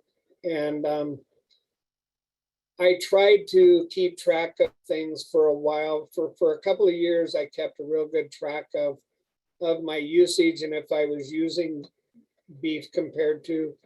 And the comparison, of course, is, I would have saved some money, but then on the long run of us using our bison, and that's a traditional foods here, it definitely outweighs. But there again, it being a private school, we're pretty blessed because it does run. Well, I know what my bison cost is, what I get it for, and I know what you see it for in the stores and stuff. There's a big difference in price. So, and right now my bison price is better than beef. What I can buy beef from Cisco or U.S. Foods with the beef prices going up. So I'm pretty lucky there. Great. So I guess I have one last question for the three of you, if you can each answer that. Maybe starting with Dave, going to Brian, and then ending with Aubrey is, what are some key things that you think producers need to know about building relationships with schools and starting to make that leap into selling to schools?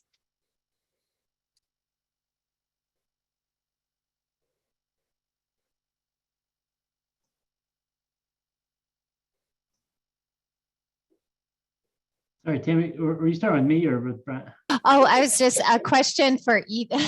This is like the same question for all of you.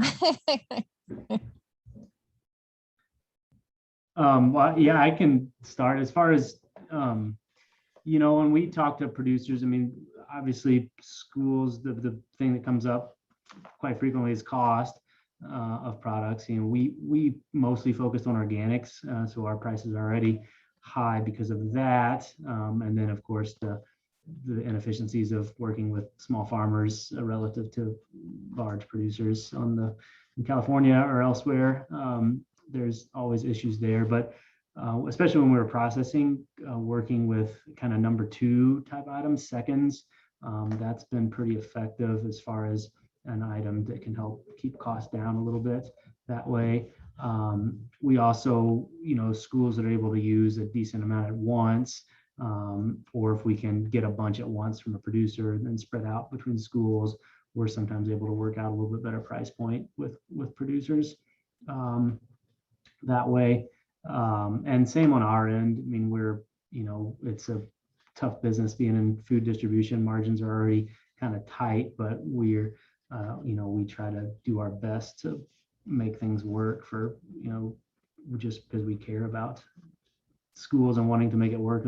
That's an audience we would very much like to see eating healthy and nutritious and locally produced foods. As like my own kid eats school lunches in her school, so I'm really happy when I know that it's where that stuff's coming from. So yeah, that's we kind of come at it from a point of caring about it to start, but and then with working with individual producers, it's really just trying to come out with, so it's a win-win, as it were, from our program back in the fall at hi Andrea.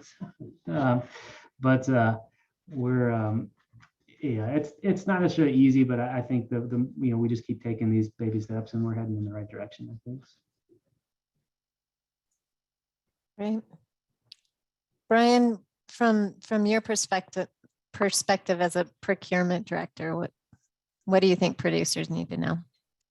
Well, like where we're at, and I mean, anybody out there that's in a rural community, we need to be careful of what we get just because of the freshness. And I mean, I would love to be able to get organic. I would love to be able to get these things and have them be cost effective, for our kids. So, my biggest thing is whoever I deal with, I make sure the relationship is there. They understand where I'm located, what we're dealing with. I mean, even like with our milk, I mean, we get our milk from the vendors. We missed 2 days of school here because of weather. I mean, the cost of that alone of just because of the simple date they put on there. And you asked me a question there, Tammy, and I'll kind of go back to it on this is, it used to drive me crazy to see what food was being thrown away by kids.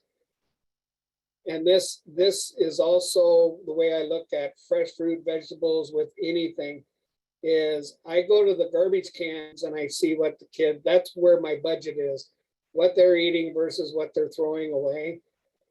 So that's how, one of the biggest things I did when I got into school nutrition was seeing where my money was going.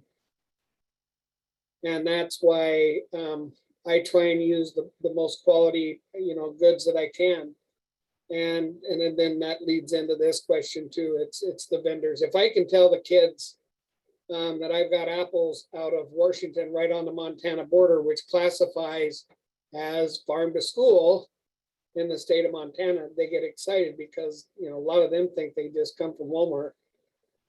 They don't realize they come on a tree or they come from things.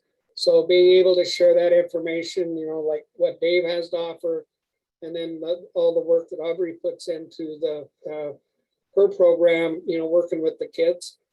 It's just building those networks and making sure that you're getting what you're paying for, and it's good quality. Great. And Aubrey, we have a few more questions, but I want you to have a chance to answer that question too. I'll be brief. I think it comes down to communications and relationships. And so really as a producer, communicating what it is that you have to offer, what products, what's your capabilities, what's your price point, things like that, being very clear about what it is you can offer, and then also being very curious and asking lots of questions from the school staff so you really understand what it is that they need. And then continually communicating. If there's, a mix up or some sort of issue, then figuring out how to work through that. So that would be one of the main things for me. Great. Yeah, that comes up a lot. Brian, actually, we had a question from Leanne, and she's wondering if you do any kind of processing, like freezing vegetables or actually making sauces for the programs, the food programs. No, we used to, but with there again with labor issues, like today's just one of those days we're just blessed that we can kick it out the door and the kids got fed and nobody got hurt. Put it mildly. But we used to try and make our own sauces. One of the things we do with buffalo, and I'm getting ready to do that here in a couple of weeks, is we do make dry meat, which is a traditional. And then some of the traditional things we do with berries and stuff, we will freeze and we'll have for certain events and stuff like that. But when we get staffing back up, because we do have all the equipment here in our kitchens to do this type of stuff with sauces, and we just haven't been able to. Great. And then Deb, I think this is more just a point about the cost of good food, and it seems like it costs too much, but then there's other things that are like more processed, such as pumpkin fluff, brownie starter, and banana pudding from the Bernard's guy. That so she's pointing out that maybe our producers need to work on their sales skills and understand that you can add value in different ways, which we will be talking about tomorrow and the next day. Well, that's all I had. Any other last questions for this last couple minutes of the panel? Haley has a question. Besides a processor in South Dakota, who is the business you use to process your meat with? I use Stillwater Packaging in Columbus, Montana. They treat us real good. They're the ones that, when I asked her about the buffalo bacon, she said, "What? I don't know what. No, because a friend of mine in North Dakota had some done." And the next year when I called, she was so excited to tell me, "Hey, we figured out how to do it. We figured out how to do it." So, you know, and that goes by with what Audrey says, and it's that communication. What is it you want? You know, how much, by when, and getting it for your needs. So yeah, Stillwater, they do a great job. All right, and I think everybody has put the Andrea didn't see the bison bacon recipe in her, or bison bacon in her FedEx bag.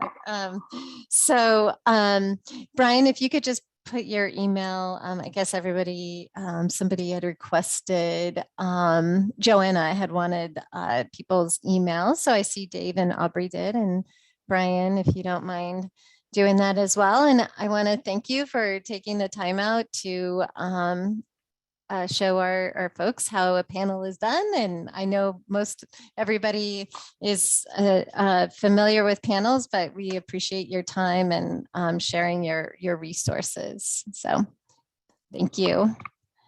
And we're gonna head out for just a real quick 5-minute bio break.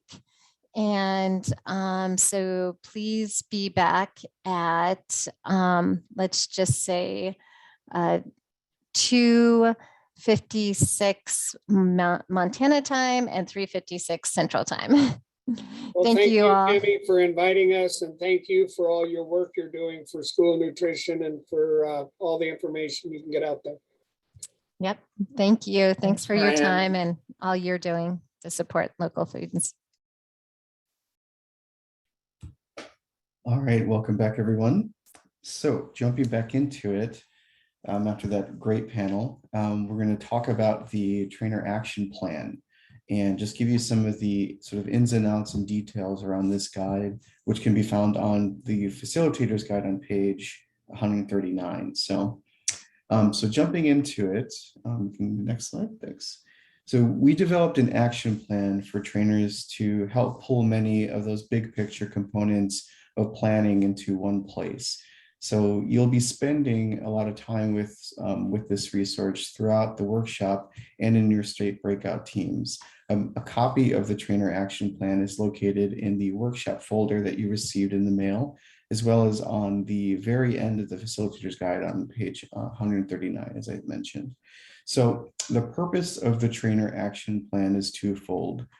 First being, this is a model for a producer action planning that will occur during the local producer trainings. And then the second reason is to assist you with assessing your training team's capabilities and identifying those important sort of next steps towards planning your local producer trainings. So the first part of the trainer action plan is the team assessment. So this is a checklist of items starting on page 139 and ending on page 140. The checklist is organized into 6 buckets. Know the content, build the training team, make it local, plan your agenda, identify and reach your audience, and plan for action. So these buckets are aligned with the Getting Started section of the Facilitator's Guide on page 4 through 6. And the assessment is intended to support each state training team in determining potential knowledge gaps, identify the familiarity with tools, and just an overall comfort with planning and outreach for facilitating the process. Next slide. So the second part of this resource includes the action plan table, where teams are encouraged to insert necessary action steps, corresponding timelines, and any additional resources or tools needed to successfully plan and host local producers trainings in your state. The completed action plan, in conjunction with the planning and outreach guide, will then become your blueprint for planning and preparing your local producer training. Next slide.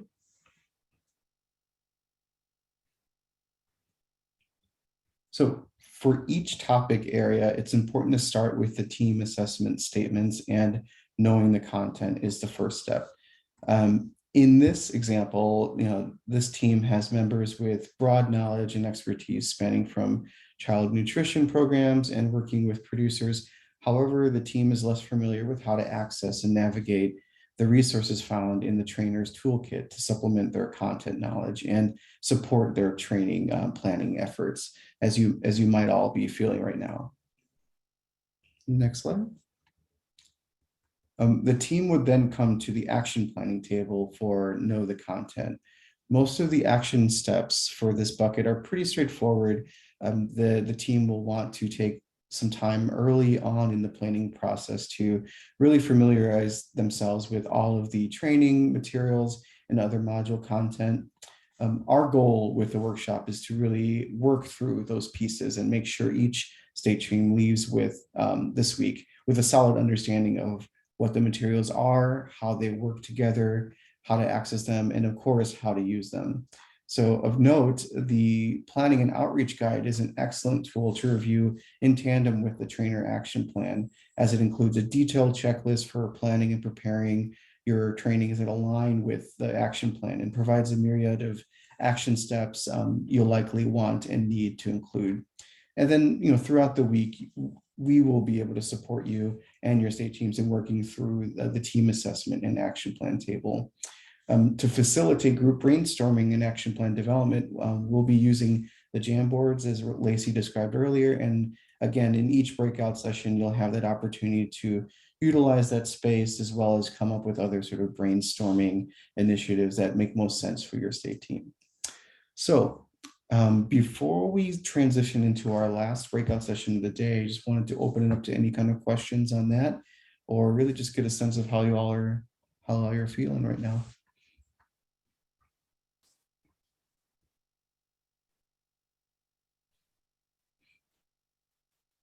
All right, no questions. Okay, so Carlos, if you can get us started, we're going to go into our last breakout session of the day. Glad to have you all back. Hopefully that last breakout session was productive and you got to know a bit more about your team and where the direction of your work is going. So we're at the close of the day, and before we all let you off the hook, we're going to just ask a few questions. Wanted to get a sense of, just how you're feeling about the content that's been delivered so far. What are your feelings about the next few days? So we're just going to go over a few of the goals that we had set out for the day. And what I would like you to do is just give me a thumbs up, either in person with your real thumb, or you can use Zoom's handy thumb after I read each goal that we have. So the goal of, we have a better understanding of bringing farm to school project and materials. Great. Okay. And we have seen a panel in action and understand the purpose of a panel in local producer trainings.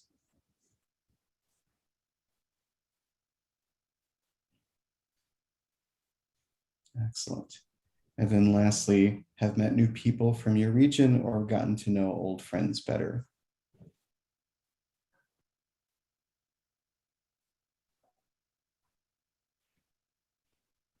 Alrighty. Thank you for that. So before we wrap up, we wanted to ask you just a few questions to see if you can start to actually navigate some of the curriculum that we've gone over. And keep in mind that you'll be getting some points for these answers. So let's see, whoever's the first to share their answer in the chat or off, if they come off mute, will get a point. And I'll read it's just 3 questions and I'll read them now. So what page do the training modules start in the facilitator's guide?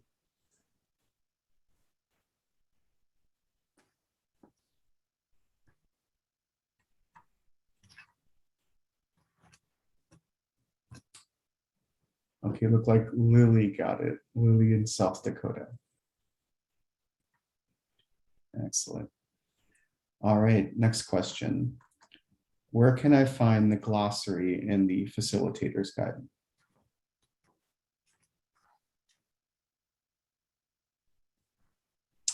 Taylor Frederick. What state are you in, Taylor? Colorado. All right, 1 point for Colorado. And then last question. Where do the case studies live?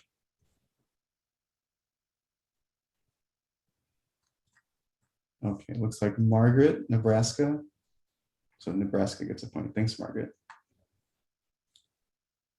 Okay, great. Thanks for that. And there'll be plenty more opportunities for you all to gain points in the future. So yeah, tomorrow we'll be digging into the first half of the producer curriculum content, which will include the introduction, modules 1 and 2. And then, of course, you'll be spending some more time with your state breakout groups to work around action planning. So thank you all for a successful day 1 and see you all again tomorrow. Take care now.